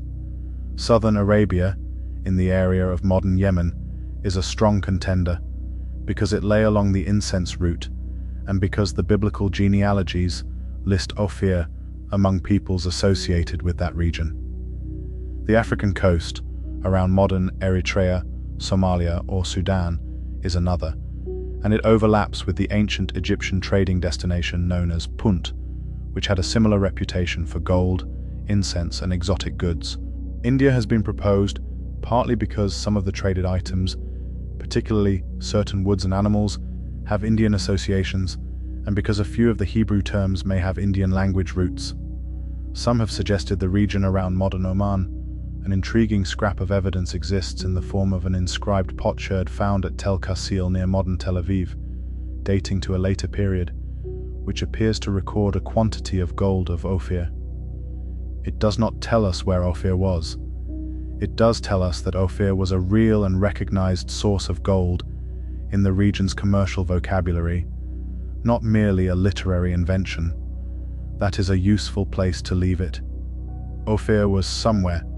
Trade in gold, incense, ivory, and exotic goods along the Red Sea and beyond is thoroughly documented in the ancient world. Whether Solomon's ships genuinely reached it, and whether the quantities are anything like accurate, we cannot establish. What matters for the story is the direction of travel. Solomon's kingdom is portrayed as facing outwards, north to Phoenicia and the Mediterranean, south to Arabia and Africa, east to the Aramean kingdoms and the caravan routes, west to Egypt. And in the ancient world, trade routes did not only carry cargo, they carried news. Somewhere far to the south, along those same routes, a story was traveling, a story about a king in the hills of Judah who had built a house of gold and cedar, and who was said to be able to answer any question ever put to him. Somebody decided to come and find out whether it was true. The account of the Queen of Sheba occupies barely more than a dozen verses in the Book of Kings. From those few lines has grown one of the largest bodies of legend attached to any figure in ancient literature, spanning Jewish, Christian, Islamic, and Ethiopian tradition, and reaching into art, opera, film, and national mythology. Let us begin with what the biblical text actually says, and keep it separate from everything that came afterwards. It says that the Queen of Sheba heard of Solomon's fame in connection with the name of his God, and came to test him with hard questions. She arrived in Jerusalem with a very great retinue, camels bearing spices, a great quantity of gold and precious stones. She spoke with Solomon about everything that was on her mind, and he answered all of it. Nothing was hidden from the king that he could not explain. She saw his wisdom, the house he had built, the food of his table, the seating of his officials, the attendance of his servants and their clothing, his cupbearers, and the offerings he made at the house of the Lord. And the text says, there was no more spirit in her. That is a striking phrase, and translations struggle with it. It carries the sense of being left breathless, emptied, overwhelmed. She then speaks. She says the report she heard in her own country was true, but that she had not believed it until she came and saw with her own eyes, and that the half had not been told her. She blesses his officials as fortunate men who stand before him and hear his wisdom daily. Gifts are exchanged. She gives an enormous quantity of gold, spices in unprecedented abundance, and precious stones. The text notes that never again came such a quantity of spices as the Queen of Sheba gave. Solomon gives her whatever she desired and asked for, in addition to what he gave out of royal bounty, and she returns to her own country with her servants. That is the entire biblical account. Now, who might she have been? Sheba is generally identified with Saba, a kingdom in southwestern Arabia, in the region of modern Yemen. This was a real and impressive civilization. The Sabaeans controlled the trade in frankincense and myrrh, resins harvested from trees that grow in a narrow band of southern Arabia and the Horn of Africa, and which were burned in vast quantities in temples throughout the ancient world. Incense was to the ancient economy something close to what oil is to the modern one. Geographically concentrated, universally demanded, and enormously profitable, the Sabaeans built accordingly. Their capital at Marib was watered by a great dam, one of the engineering achievements of the ancient world, which sustained agriculture in an arid landscape for well over 1,000 years before its final collapse. They left monumental inscriptions in their own script. They were not a tribe of desert nomads. They were a sophisticated state built on a commodity monopoly. The chronology, however, is a genuine problem. Most of the archaeological and epigraphic evidence for the height of Saba comes from later centuries than the traditional dates for Solomon, though the picture has shifted somewhat as excavation has continued, and the origins of the kingdom are pushed back further as more is found. There is also the question of a queen.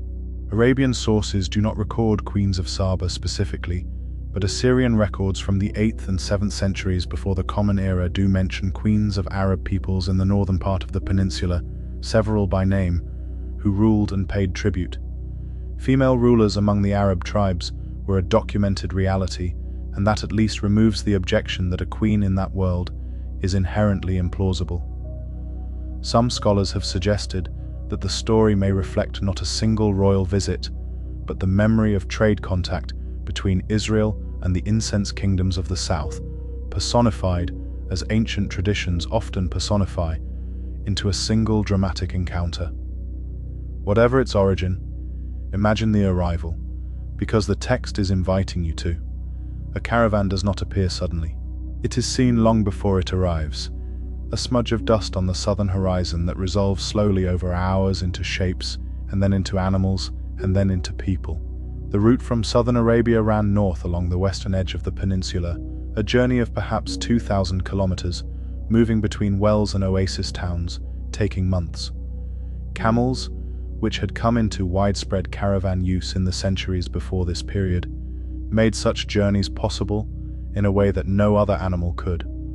By the time such a caravan reached the hills of Judah, it would have been traveling for a season. The animals thin, the people burnt dark, the cargo, sacks and chests of resin, gold and stones, worth more than the entire annual production of most of the villages it had passed, and the city coming into view above them, walls, rooftops, the palace complex, and on the high ground, the sanctuary. The meeting in the throne room is described in terms of testing. Riddles and hard questions were a recognized form of intellectual contest in the ancient Near East, a way for courts to measure one another. The exchange was diplomacy conducted through cleverness, and then the detail that gives the story its emotional weight. What overwhelms her, according to the text, is not the answers alone. It is the whole system, the food, the seating, the clothing of the servants, the ceremony, the order of it. She is looking at a functioning state at the peak of its confidence, and it exceeds the report. Then the gifts, and then she goes home, and the biblical text says nothing else about her ever again.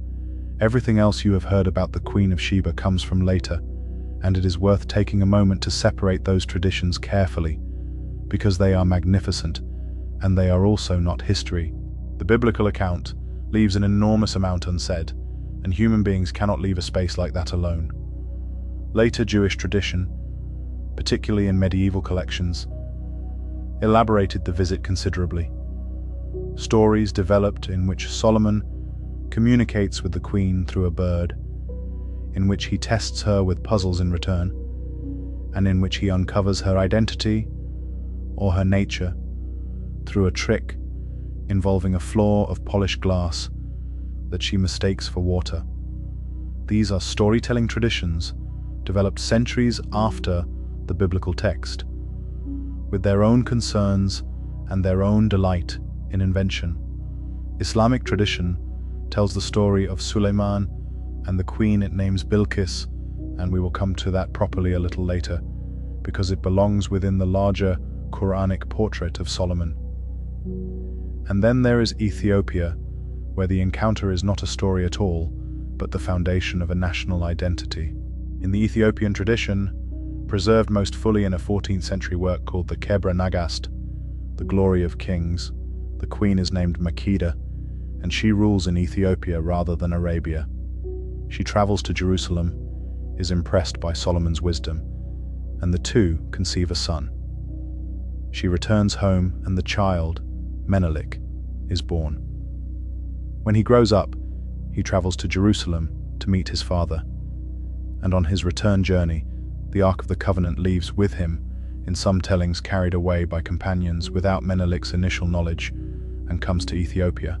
From that account descends the claim of the Ethiopian Solomonic dynasty, which held the imperial throne until Haile Selassie was deposed in 1974, and the tradition maintained by the Ethiopian Orthodox Tewahedo Church that the Ark rests today in a chapel at Aksum, guarded by a single monk who may never leave the enclosure and whom no one else may replace until his death. It is essential to be clear about the status of these accounts. The biblical text says nothing whatsoever about a child, a romance, a dynasty, or the removal of the Ark. The Kebra Nagast is a work of the 14th century of the Common Era, drawing on earlier material, composed roughly 2,500 years after the events it describes, in a specific political context in which the Ethiopian monarchy was establishing its legitimacy. That does not make it worthless. It makes it something different, an immensely important cultural and religious document, sacred to millions of people, and one of the most successful pieces of national myth-making in world history. But it is not a source for what happened in Jerusalem in the 10th century before the Common Era.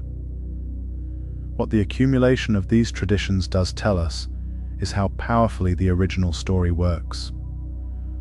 A few dozen lines about a queen who came a very long way to ask difficult questions, and 3,000 years later she has an Arabic name, an Ethiopian name, a dynasty, an opera, 100 paintings, and a permanent place in the imagination of 3 continents. And she came, according to the story, because of a reputation for wisdom. It is time to look at that reputation properly. When the Book of Kings summarizes Solomon's wisdom, it does something unexpected. It does not describe him as a philosopher, or a mystic, or a legal theorist. It describes him as a naturalist and a poet. The text says he spoke 3,000 proverbs, and that his songs numbered 1,005. And then it says he spoke of trees, from the cedar of Lebanon to the hyssop that grows out of the wall, and that he spoke also of animals, of birds, of creeping things, and of fish. That is a fascinating definition of wisdom, and it belongs precisely to its world. Across the ancient Near East, and particularly in Egypt and Mesopotamia, there existed a genre of scholarly writing we call list science, or by its Sumerian and Akkadian traditions, encyclopedic lists. Scribes compiled catalogues of plants, animals, stones, professions, gods, and geographical features. To know the world was to be able to order and name it. Wisdom was not abstract reasoning. It was comprehensive familiarity with how things are, arranged in a form that could be taught. Kings across the region cultivated exactly this reputation. Assyrian rulers boasted of their learning and assembled libraries. Egyptian tradition produced instruction literature attributed to viziers and kings. A wise king was one whose court was a center of knowledge, whose scribes were educated, and who could hold his own in the intellectual exchanges that accompanied diplomacy. Which brings us back to the riddles. When the Queen of Sheba tests Solomon with hard questions, she is doing something entirely conventional. Riddle contests and the exchange of difficult questions between courts are attested elsewhere in the ancient Mediterranean world, and later Jewish sources preserve stories of similar exchanges between Solomon and Hiram of Tyre, including wagers on who could solve the other's puzzles.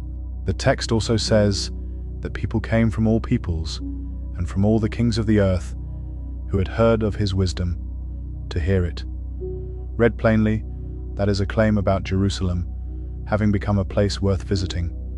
A court that had cedar, gold, a fleet, an Egyptian marriage, a famous temple, and a king who could talk knowledgeably about anything from cedars to fish. That is a description of soft power, and soft power in the ancient world was every bit as real as it is now, and a reputation of that kind attracts something else over time. It attracts attribution. 3 books of the Hebrew Bible came to be associated with Solomon's name: Proverbs, Ecclesiastes, and the Song of Songs. Later works outside the Bible were attributed to him too, including the Wisdom of Solomon, written in Greek, probably in Alexandria, in the last century or two before the Common Era, and the Psalms of Solomon. This practice was neither dishonest nor unusual. In the ancient world, attributing a work to a great figure of the past placed it within a tradition and signaled its subject matter. Wisdom writing went to Solomon in the way that Psalms went to David and legal material went to Moses. It is a form of classification as much as a claim of authorship, which does not make the books themselves any less remarkable, and the first of them is the one that carries his name most openly of all. Proverbs is a strange and rather wonderful book, and it is not what most people assume. It is not a single composition. The book itself announces its own multiple sources. There are sections headed as the Proverbs of Solomon. There is a section described as Words of the Wise. There is a portion attributed to men of Hezekiah, a king who reigned some 2.5 centuries after Solomon, who are said to have copied out further proverbs. There are sections attributed to figures named Agur and Lemuel, about whom we know essentially nothing, and Lemuel's material is presented as teaching he received from his mother. So the book presents itself as an anthology, gathered over a long period, from more than one hand. There is also a striking relationship with Egyptian material. Scholars have long noted substantial similarities between a section of Proverbs and an Egyptian work known as the Instruction of Amenemope, a wisdom text of teacher-to-student advice. The parallels in sequence and in content are close enough that most scholars accept some form of literary relationship, though the direction and mechanism are debated. Wisdom crossed borders. It always has. What does the book actually teach? Its foundational claim is that the fear of the Lord is the beginning of knowledge, which in this context means something closer to reverence and right orientation than to terror. Wisdom begins with knowing your place in the order of things. Beyond that, its concerns are startlingly practical and startlingly modern. It is preoccupied with speech. A gentle answer turns away anger, while a harsh word stirs it up. The person who guards their mouth guards their life. Even a fool is thought wise while they keep silent. There is more hope for a fool than for someone who is hasty in their words. It is preoccupied with self-control. Better to be slow to anger than to be a warrior, and better to rule your own spirit than to capture a city. That single idea, that mastery of oneself is a greater achievement than military conquest, sits like a quiet judgment across the whole of this documentary. It is preoccupied with work and its absence, returning repeatedly to the sluggard, sometimes with real comic contempt. The lazy man who says there is a lion in the street, the one who buries his hand in the dish and is too weary to bring it back to his mouth. Go to the ant, it says, and consider her ways. It is preoccupied with wealth, and its attitude is more complicated than people expect. It values diligence and the prosperity that follows it, but it repeatedly warns that riches are unreliable, that they sprout wings and fly away, that a little with righteousness is better than great income with injustice, and that wealth gained hastily dwindles. It is preoccupied with pride, which it treats as the reliable forerunner of collapse. Pride goes before destruction, and a haughty spirit before a fall. It is preoccupied with friendship and its counterfeits. The wounds of a friend are faithful, while the kisses of an enemy are excessive. As iron sharpens iron, so one person sharpens another.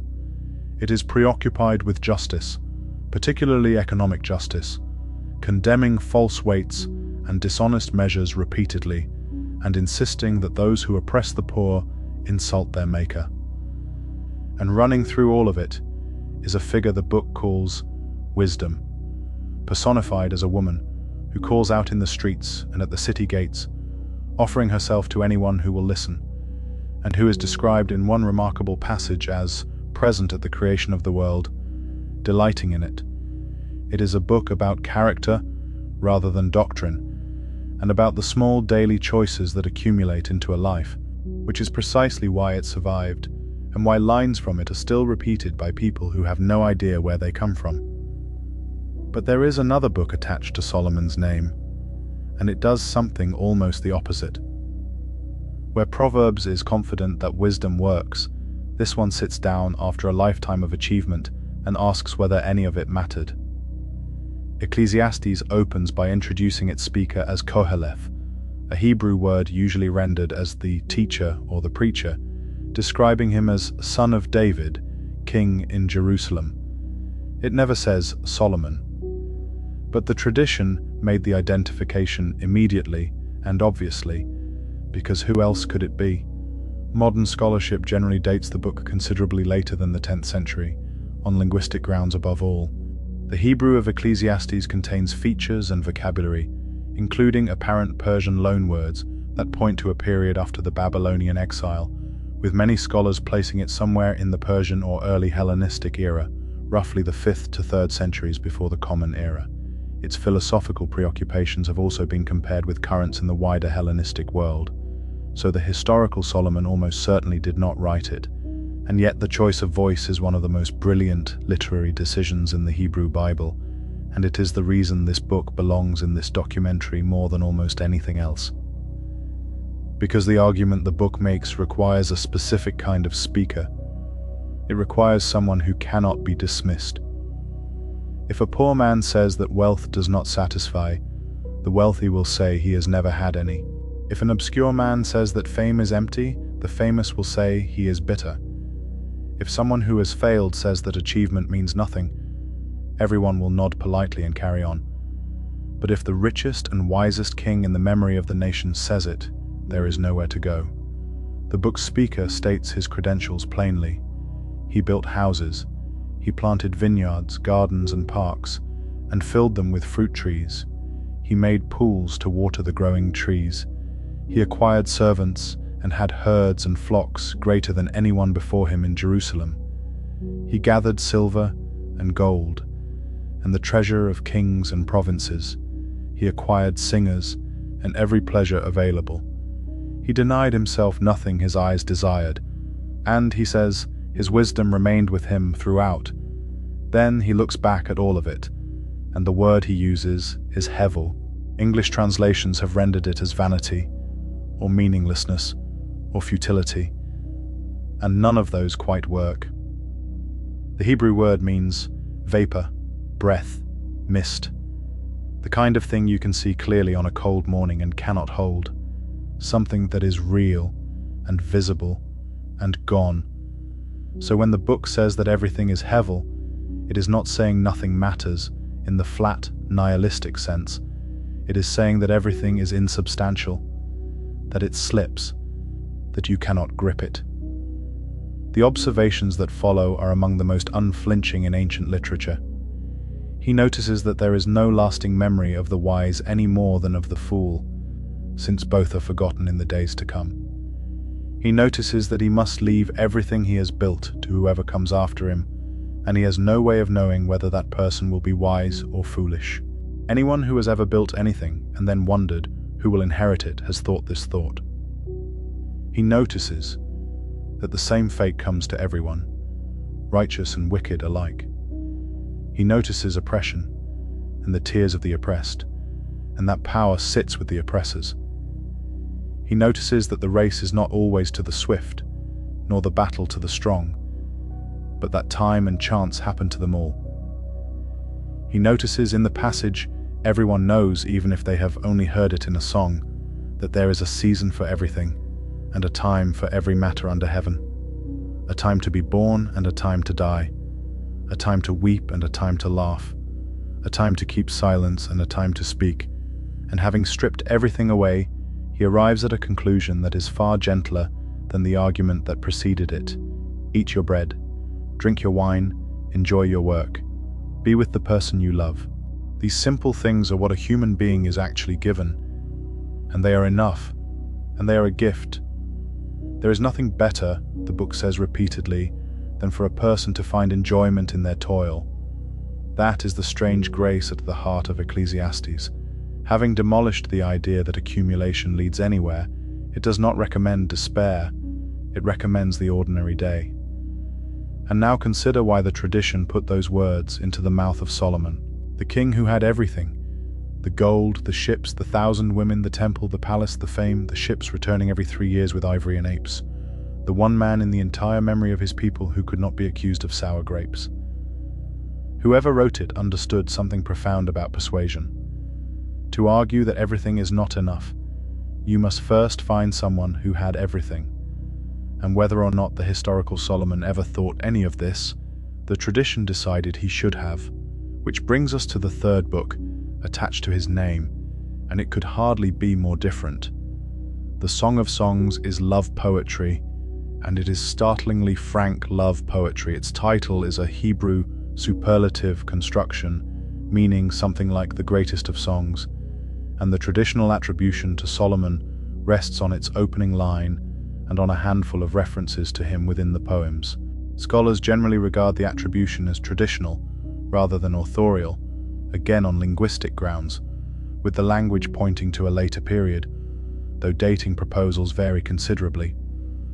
Solomon appears within the poems as a figure of splendor, rather than obviously as the speaker, and one passage seems to contrast the poor lover favorably with the king's wealth. The poetry itself moves between two voices, a woman and a man, praising each other's bodies through a cascade of images drawn from the natural and cultivated world. Vineyards and gardens, doves and gazelles, spices, myrrh, henna, saffron, orchards of pomegranates, the lily among thorns, the scent of Lebanon. There is longing, searching through the streets at night, and there is a memorable declaration that love is as strong as death, and that many waters cannot quench it. Both Jewish and Christian traditions developed allegorical readings, understanding the poems as depicting the love between God and Israel, or between Christ and the Church, and it is largely through those readings that the book secured its place in the canon. Its presence alongside Ecclesiastes and Proverbs completes an oddly human trio attached to one name. A book about how to live well. A book about whether living well is enough.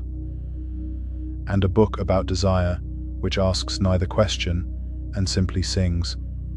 That is the Solomon of literature and legend. Wise, prolific, sensual, and reflective. The Solomon of the Book of Kings is about to run into trouble. Somebody always pays for magnificence. It is one of the most consistent truths of the ancient world, and one of the easiest to lose sight of when you are reading about gold shields and ivory thrones. Cedar does not float itself down the coast. Dressed stone does not cut itself at the quarry. 20,000 measures of wheat a year do not appear at the harbour of Tyre by accident. They come out of the working lives of ordinary people, and the Book of Kings, to its considerable credit, does not entirely hide this.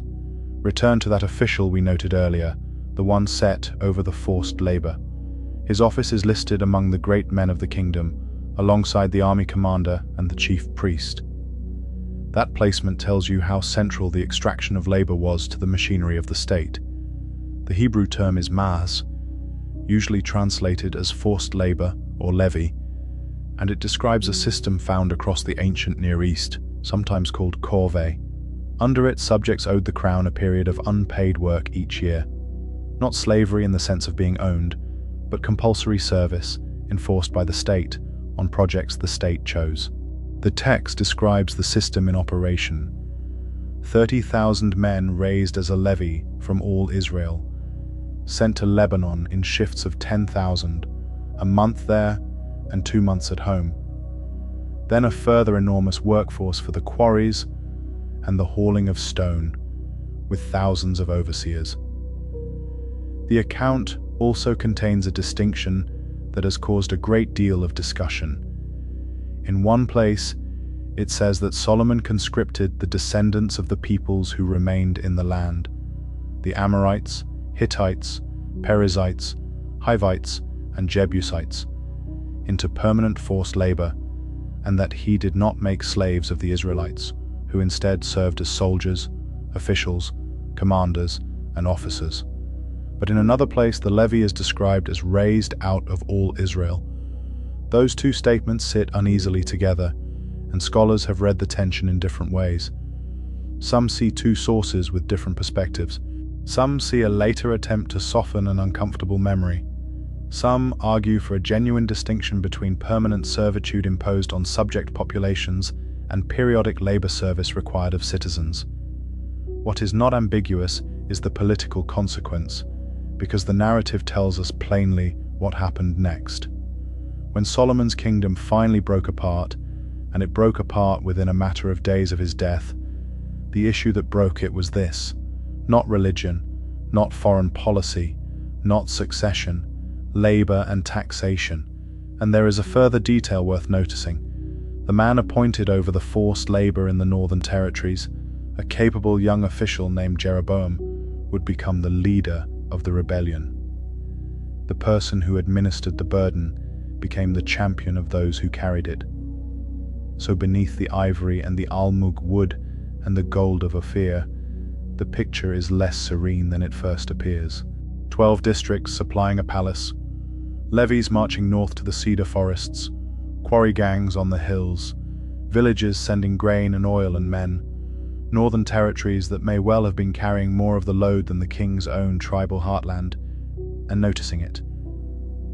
The Book of Kings calls this the glory of Solomon, and by the standards of ancient kingship, it was. It was also a debt, and it was accumulating. Yet the biblical writer, when the time comes to explain why the kingdom fell apart, does not point primarily at taxation. He points somewhere else entirely. The 11th chapter of the first book of Kings begins with a shift in tone so abrupt that it feels almost like a different book. Everything before it has been accumulation: wisdom, wealth, buildings, ships, fame, a queen crossing a desert to be astonished. Then, in a single sentence, the register changes. King Solomon loved many foreign women. The account lists them by nation, and then explains the objection. These were peoples with whom intermarriage was prohibited in the tradition, and the stated reason for the prohibition is not ethnic, but religious. They will turn your heart after their gods. And the text states flatly that this is exactly what happened.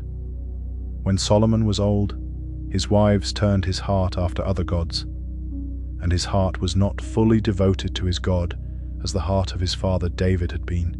Then it names them. Ashtoreth, the goddess of the Sidonians, a form of the widely worshipped Levantine goddess associated with love, fertility, and war. Milcom, or Molech, associated with the Ammonites. Chemosh, the god of Moab, whose name we know from outside the Bible as well, appearing prominently on the Moabite stone, a 9th century inscription erected by a Moabite king that gives us a rare view of the region's politics from the other side. The text says Solomon built high places for Chemosh and for Molech on the hill east of Jerusalem, which is the Mount of Olives, in full view of the temple he had built, and that he did the same for all his foreign wives who burned incense and sacrificed to their gods. Now, several things need saying here at once, and they need to be kept apart. The first is the historical context. In the ancient Near East, providing for the religious practice of a foreign royal wife was ordinary diplomatic courtesy. A princess arrived with her household and her gods, and to deny her the ability to worship would have been an insult to the kingdom that sent her. Treaties frequently invoked the gods of both parties. From a purely political standpoint, what Solomon is described as doing is what any competent monarch of his era would have done. The second is that exclusive worship of one god alone appears to have been a position that developed and was contested over a long period within Israelite religion, rather than something uniformly observed from the beginning. Archaeological evidence from the region, including inscriptions and figurines, indicates a more complicated religious landscape than a simple picture would suggest. The historical situation on the ground was almost certainly messier than the finished text implies. The third is what the biblical writer is doing, which is not history in our sense but interpretation. He is writing, most scholars believe, from a much later vantage point, in or around the period when the kingdom of Judah was collapsing or had already collapsed, when the temple was threatened or destroyed, and when the central question facing his community was, how did we lose everything? His answer, applied consistently to king after king throughout the books of Kings, is that the nation's fortunes track its loyalty. Kings who maintained exclusive worship are praised. Kings who did not are condemned. Solomon receives the same treatment as everyone else, and he receives it, despite being the builder of the temple, which is itself a mark of the writer's seriousness. He is not exempting his heroes. And so the theological verdict falls. God is angered, the text says, because Solomon's heart had turned away, and because he had appeared to him twice, at Gibeon and again after the temple's dedication, and warned him, the kingdom will be torn away from his house, not in his lifetime, for the sake of his father David, and not entirely, for the sake of Jerusalem. One tribe will remain to his son. Set aside the theology for a moment and look at the shape of the story purely as a literature, because the shape is devastating. The man who asked for a discerning heart ends the story with a heart that has turned. The word runs through the whole account. The listening heart he requested at Gibeon. The heart not fully devoted at the end. The gift and the failure are described using the same organ. The wisest ruler in the tradition is undone not by an enemy army, not by a rival claimant, not by famine or plague, but by the accumulated consequences of his own appetites, arriving quietly, over decades, in the form of things he wanted and got. He judged between two women over a child with perfect insight into human nature. He could not, in the end, judge himself. That is the irony the whole documentary has been circling, and the text lets it land without a word of commentary. It simply moves on to what happened next, which is that the borders began to fray. The account says, the Lord raised up adversaries against Solomon, and it names them. The first is Hadad the Edomite, and his story reaches back into David's reign. When David and Joab campaigned in Edom, the text describes a devastating slaughter of the male population. Hadad, then a small child of the royal house, was carried away by servants of his father, taken through Midian and Paran, and brought to Egypt, where Pharaoh received him, gave him a house, land and provisions, and eventually a wife from his own family. He grew up in the Egyptian court, an exiled prince with a very long memory.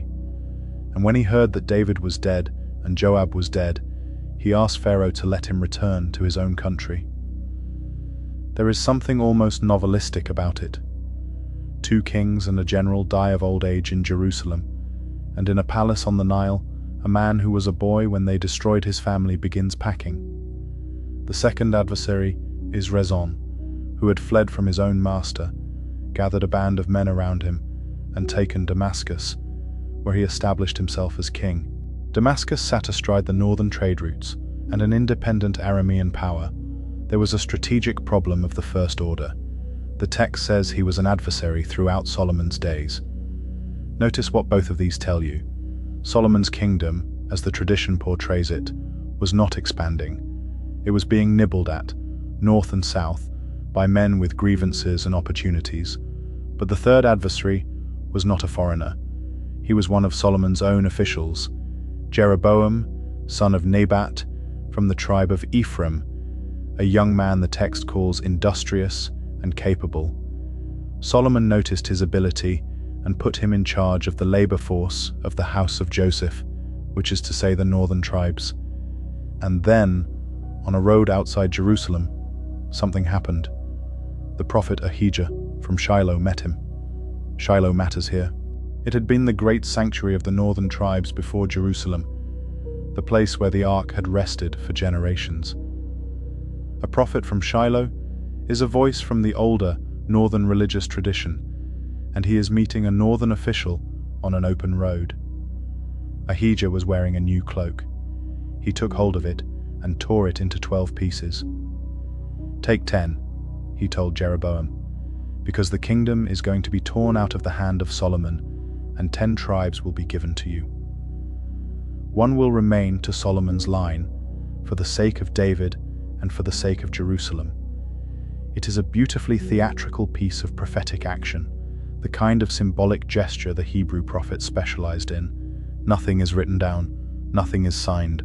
A garment is destroyed on a dusty road, and an empire's succession is announced.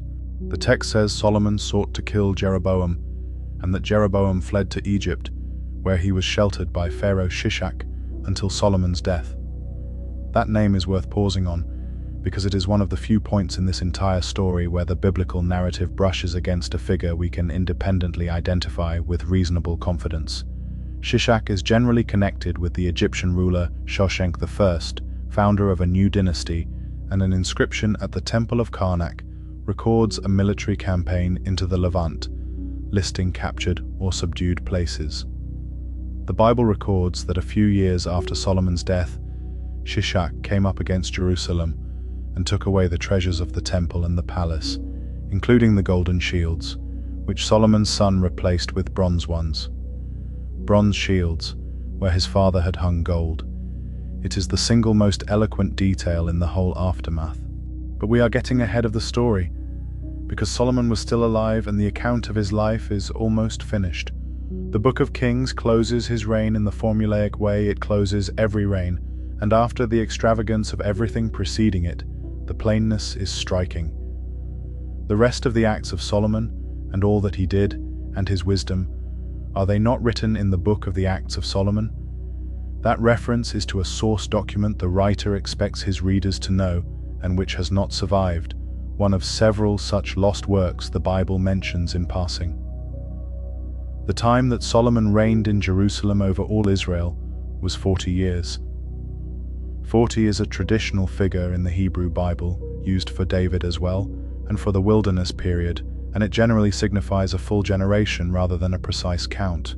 Traditional chronologies place his reign at roughly 970 to 931 before the Common Era, but those dates are reconstructed from the biblical numbers themselves, working backwards and forwards from a few points of contact with better documented events. They should be held loosely. And Solomon slept with his fathers, and was buried in the city of David his father.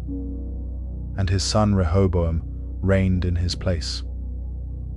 That is the ending. No deathbed speech, no final judgment, no last words of wisdom.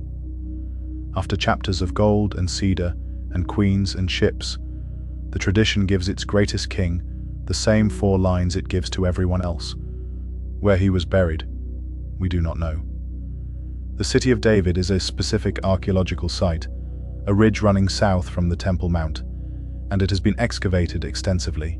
Various tombs cut into rock have been proposed over the years as royal burials, and none can be securely identified. The tombs of the kings of Judah are mentioned in the texts, and they have never been found with certainty. So the man remembered above all others, for magnificence has no known grave. His son inherited a kingdom that looked, from the outside, like the most successful state the region had seen in generations. A temple, a palace, a fleet, chariot cities, international standing. It lasted a matter of weeks.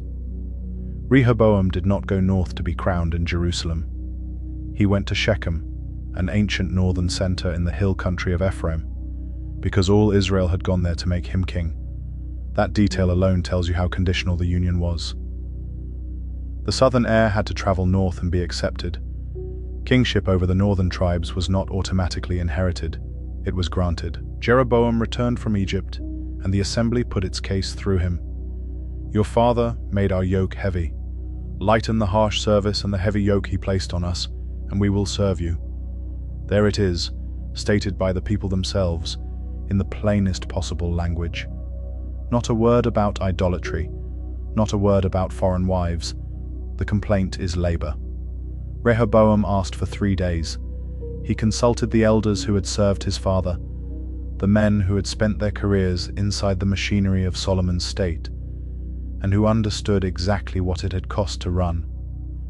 Their advice was pragmatic, and in its way, rather modern.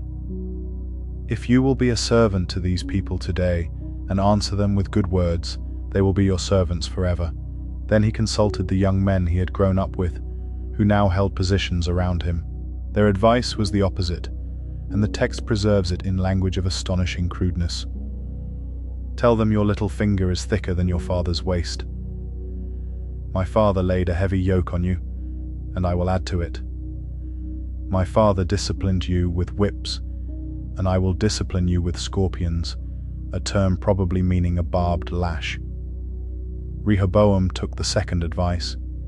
He gave that answer to the assembly, and the northern tribes gave their answer back. What share do we have in David? To your tents, Israel. Look now to your own house, David. And they went home. Rehoboam, in what may be the least intelligent decision recorded in the entire Hebrew Bible, then sent Adoniram, the official in charge of the forced labor, to deal with them. The very symbol of the grievance, sent to negotiate the grievance. They stoned him to death, and Rehoboam got into his chariot and fled to Jerusalem. Jeroboam became king of the northern tribes, which kept the name Israel. Rehoboam retained Judah in the south, with Jerusalem and the temple. The united monarchy, which had lasted at most 3 reigns, was finished. From that point, the two kingdoms would exist side by side for 2 centuries, sometimes allied, frequently at war, until Assyria destroyed the northern kingdom in 722 before the Common Era, and Judah survived alone. Everything Solomon built came apart in an afternoon, over a question about labor, because his son could not bring himself to say a kind sentence. That is the biblical account, and it raises a question we have been deferring all night. How much of it actually happened? This is where we step out of the text and into the trench, and it is worth being honest from the start. This is one of the most contested areas in modern archaeology, and the argument is not settled. Start with what is not in dispute. No contemporary text from outside the Bible mentions Solomon, not one. No Egyptian record, no Assyrian record, no Phoenician inscription, no letter, no treaty, no tribute list. For a king portrayed as an international figure, trading with Egypt and Tyre, and receiving royal visitors, that silence is worth acknowledging. It is not conclusive, because the 10th century is generally poor in written sources across the region, but it is a real absence. For David, we have something. In 1993 and 1994, excavators at Tel Dan in northern Israel recovered fragments of a basalt stele carrying an Aramaic inscription, apparently erected by an Aramean king boasting of victories over Israel. The text appears to refer to the House of David, using a phrase that most scholars read as a dynastic name. It dates to the 9th century before the Common Era, roughly a century or so after David's traditional lifetime. That is genuinely significant. It indicates that by the 9th century, the kingdom of Judah was known to its neighbors as the House of David, which strongly implies a dynastic founder of that name. A few scholars have contested the reading, but most accept it. What it does not do is confirm the scale of the kingdom, the existence of Solomon, the temple, the gold, the fleet, or the empire. It confirms a dynasty, not an empire. Then there are the buildings. In the 20th century, excavators at 3 sites, Hazor in the north, Megiddo overlooking the Jezreel Valley, and Giza on the coastal approaches, uncovered strikingly similar monumental city gates and fortifications. The Book of Kings happens to name exactly those 3 cities, together with Jerusalem, as places Solomon fortified. For decades, this was presented as one of the most satisfying convergences of text and spade in biblical archaeology. Then the dating came under sustained attack. The core of the debate concerns the transition between what archaeologists call Iron Age 1 and Iron Age 2, and how pottery styles at these sites should be dated. A group of scholars, associated most prominently with what is often called the Low Chronology, argued that the monumental architecture attributed to Solomon should be dated later, to the 9th century, which would make it the work of the northern Israelite kings of the Omride dynasty, rather than of a 10th century Jerusalem monarch. On that reading, the great state of the region emerges later, and in the north, and the united monarchy of David and Solomon was a much smaller highland chiefdom, later magnified by writers in Jerusalem. Other scholars, sometimes grouped as maximalists or as defenders of a conventional chronology, argue that the earlier dating holds, point to radiocarbon results they read as supporting it, and note continuing discoveries. And discoveries have continued. Excavations at Kirbet Keyafa, a fortified site in the Elah Valley, have produced a small, heavily fortified town with a planned layout, dated by its excavators to the late 11th or early 10th century, which they argue demonstrates the existence of an organized polity in Judah at exactly the period in question. Others read the site differently. Copper production sites in the Timnah Valley and at Feinan, once dated later, have produced radiocarbon evidence of substantial, organized industrial activity in the 10th century, indicating that complex economic organization existed in the region at the relevant time. Jerusalem itself remains the hardest problem. The city has been continuously occupied and repeatedly destroyed and rebuilt for 3,000 years. Its ancient core is buried beneath a living city and beneath the most sensitive religious site in the world, and the 10th century layers are thin and disturbed. Excavations in the city of David have produced substantial structures whose dating and interpretation are predictably disputed. So where does that leave us? Broadly, in a middle ground that most working archaeologists now occupy in one form or another. There was almost certainly a kingdom in Judah in the 10th century, ruled by a dynasty founded by a figure remembered as David. There was almost certainly a successor. The Israelite monarchy was real. Whether that kingdom had the reach, wealth, and international standing the Book of Kings describes is much less certain, and many scholars think the biblical portrait reflects later ideas of what a golden age should look like, written by people in Jerusalem for whom the memory of a united, magnificent past served urgent present purposes. That is not the same as saying it is invented. It is saying that memory, in every culture that has ever existed, magnifies. And a magnified memory can be more durable than the thing itself. Because the kingdom vanished, the memory did not. For 3.5 centuries after Solomon, the temple stood. The kingdom of Judah lived through Assyrian threat, through reforming kings and neglectful ones, through periods when the sanctuary was repaired, and periods when the text says foreign altars stood within it. It watched the northern kingdom disappear entirely under Assyrian assault. It paid tribute. It survived a siege. It endured. Then Babylon rose. In the early 6th century, before the Common Era, Judah, caught between Egypt and Babylon, and repeatedly choosing wrongly, rebelled against Babylonian control. Nebuchadnezzar II responded first with a deportation, taking the king, the elite and the treasures, and installing a puppet ruler. That ruler rebelled in turn. The Babylonian army came back, and this time there was no negotiation. Jerusalem was besieged for roughly 18 months. The famine inside the walls is described in terms too grim to dwell on tonight. The walls were breached in 587 or 586 before the Common Era, the precise year still debated. The king was captured trying to flee, his sons were killed in front of him, and he was blinded and taken to Babylon. And then the city was systematically destroyed. The Babylonian commander burned the house of the Lord, the king's house and every great house in Jerusalem. The walls were pulled down, the bronze pillars of the temple were broken up, and the metal carried away, along with the vessels, the basins, the shovels, the lamps, and everything of gold and silver. 400 years of accumulated sanctity, dismantled and loaded onto carts. The population that mattered, the officials, priests, craftsmen, and educated classes, were deported to Babylon. And there, in exile, something extraordinary happened. A people separated from their land, their king, and their sanctuary began to write, collect, edit, and preserve. Much of what we now call the Hebrew Bible took shape or reached its final form in and around this period.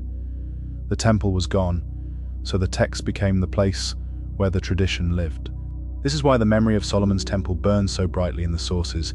It is being remembered by people who have lost it. Every gold overlaid door, every carved palm tree, every cherub with its wings touching the wall is being described from the far side of a catastrophe. Grief makes very good architecture.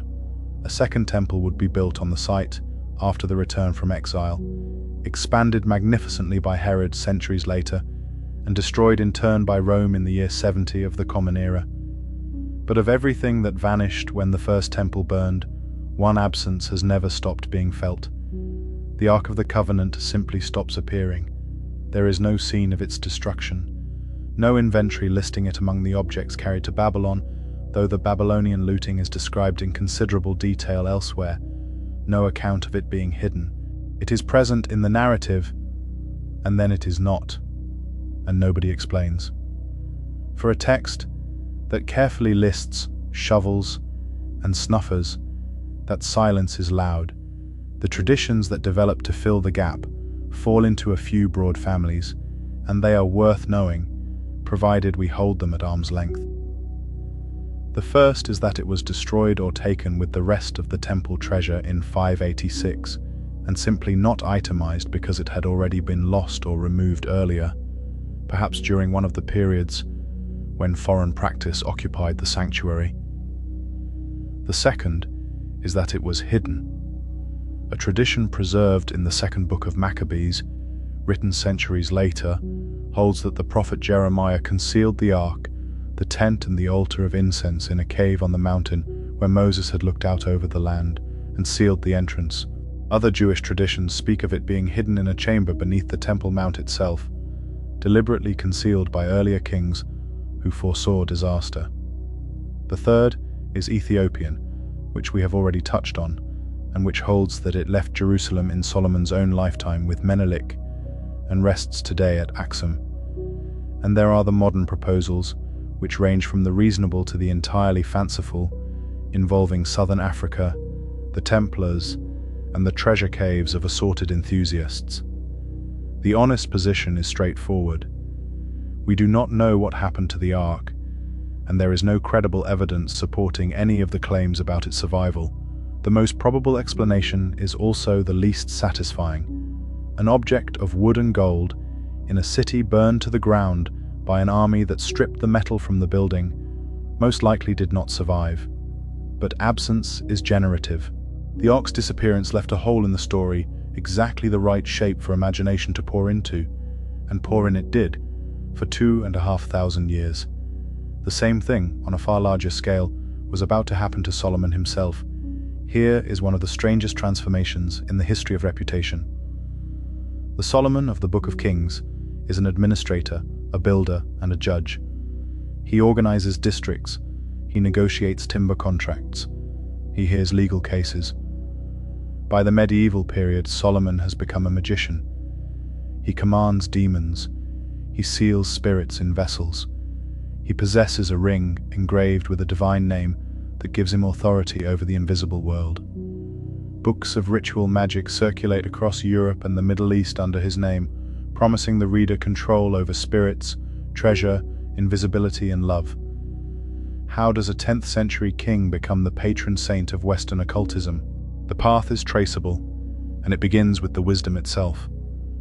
Once a figure is remembered as knowing everything, the boundary between knowledge and hidden knowledge becomes very thin. He spoke of trees and animals and birds. Later readers heard, he knew the secret properties of plants and creatures. That is one short step from herbal medicine, and another short step from what we would call magic. The Jewish historian Josephus, writing in the 1st century of the Common Era, already records a tradition that Solomon composed incantations for healing and forms of exorcism, and describes a contemporary practitioner performing such a rite in the presence of Roman soldiers using a ring and a root, in a method he attributes to Solomon. So by the 1st century the association is established. Then comes a text called the Testament of Solomon, a Greek work probably composed somewhere in the first several centuries of the Common Era in a Christian environment, though drawing on earlier Jewish material. It presents itself as Solomon's own account of how he built the temple. In it, a demon is tormenting a young workman, and Solomon prays for help. The archangel Michael brings him a ring with a seal.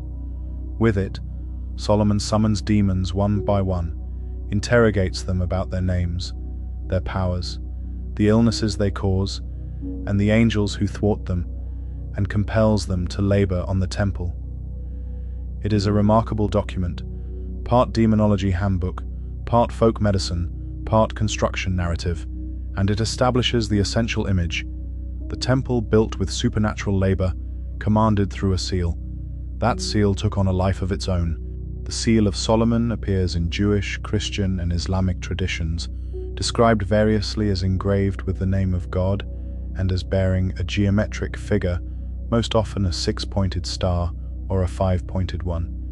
The 6-pointed form, in later centuries and by a separate route, became the Star of David and eventually a symbol of Jewish identity, though its earlier history as a decorative and protective motif is much broader than any single tradition. From the Testament flowed a whole library. Medieval and early modern Europe produced a genre of grimoires, books of ritual magic, and Solomon's name was attached to the most influential of them. The Key of Solomon, circulating in Greek, Latin, and Italian manuscripts from the late medieval period onwards, gives instructions for the preparation of tools, circles, purifications, and the making of pentacles. The Lesser Key of Solomon, compiled in the 17th century from older material, contains the famous catalogue of 72 demons with their ranks, seals, and legions, which is the ultimate source of a great many demon names you may recognize from films and games, and it needs saying as plainly as possible: the historical Solomon had absolutely nothing to do with any of these works. They were written between 1,000 and 2,500 years after he is supposed to have lived, in languages he never spoke, in religious environments that did not yet exist, dealing with a system of angelic and demonic hierarchy that developed long after the 10th century before the Common Era. His name is on them for the same reason that wisdom literature carries his name in the Bible. Attribution to Solomon was a way of saying, this is knowledge of the deepest kind from the wisest source. It was branding in the most literal sense.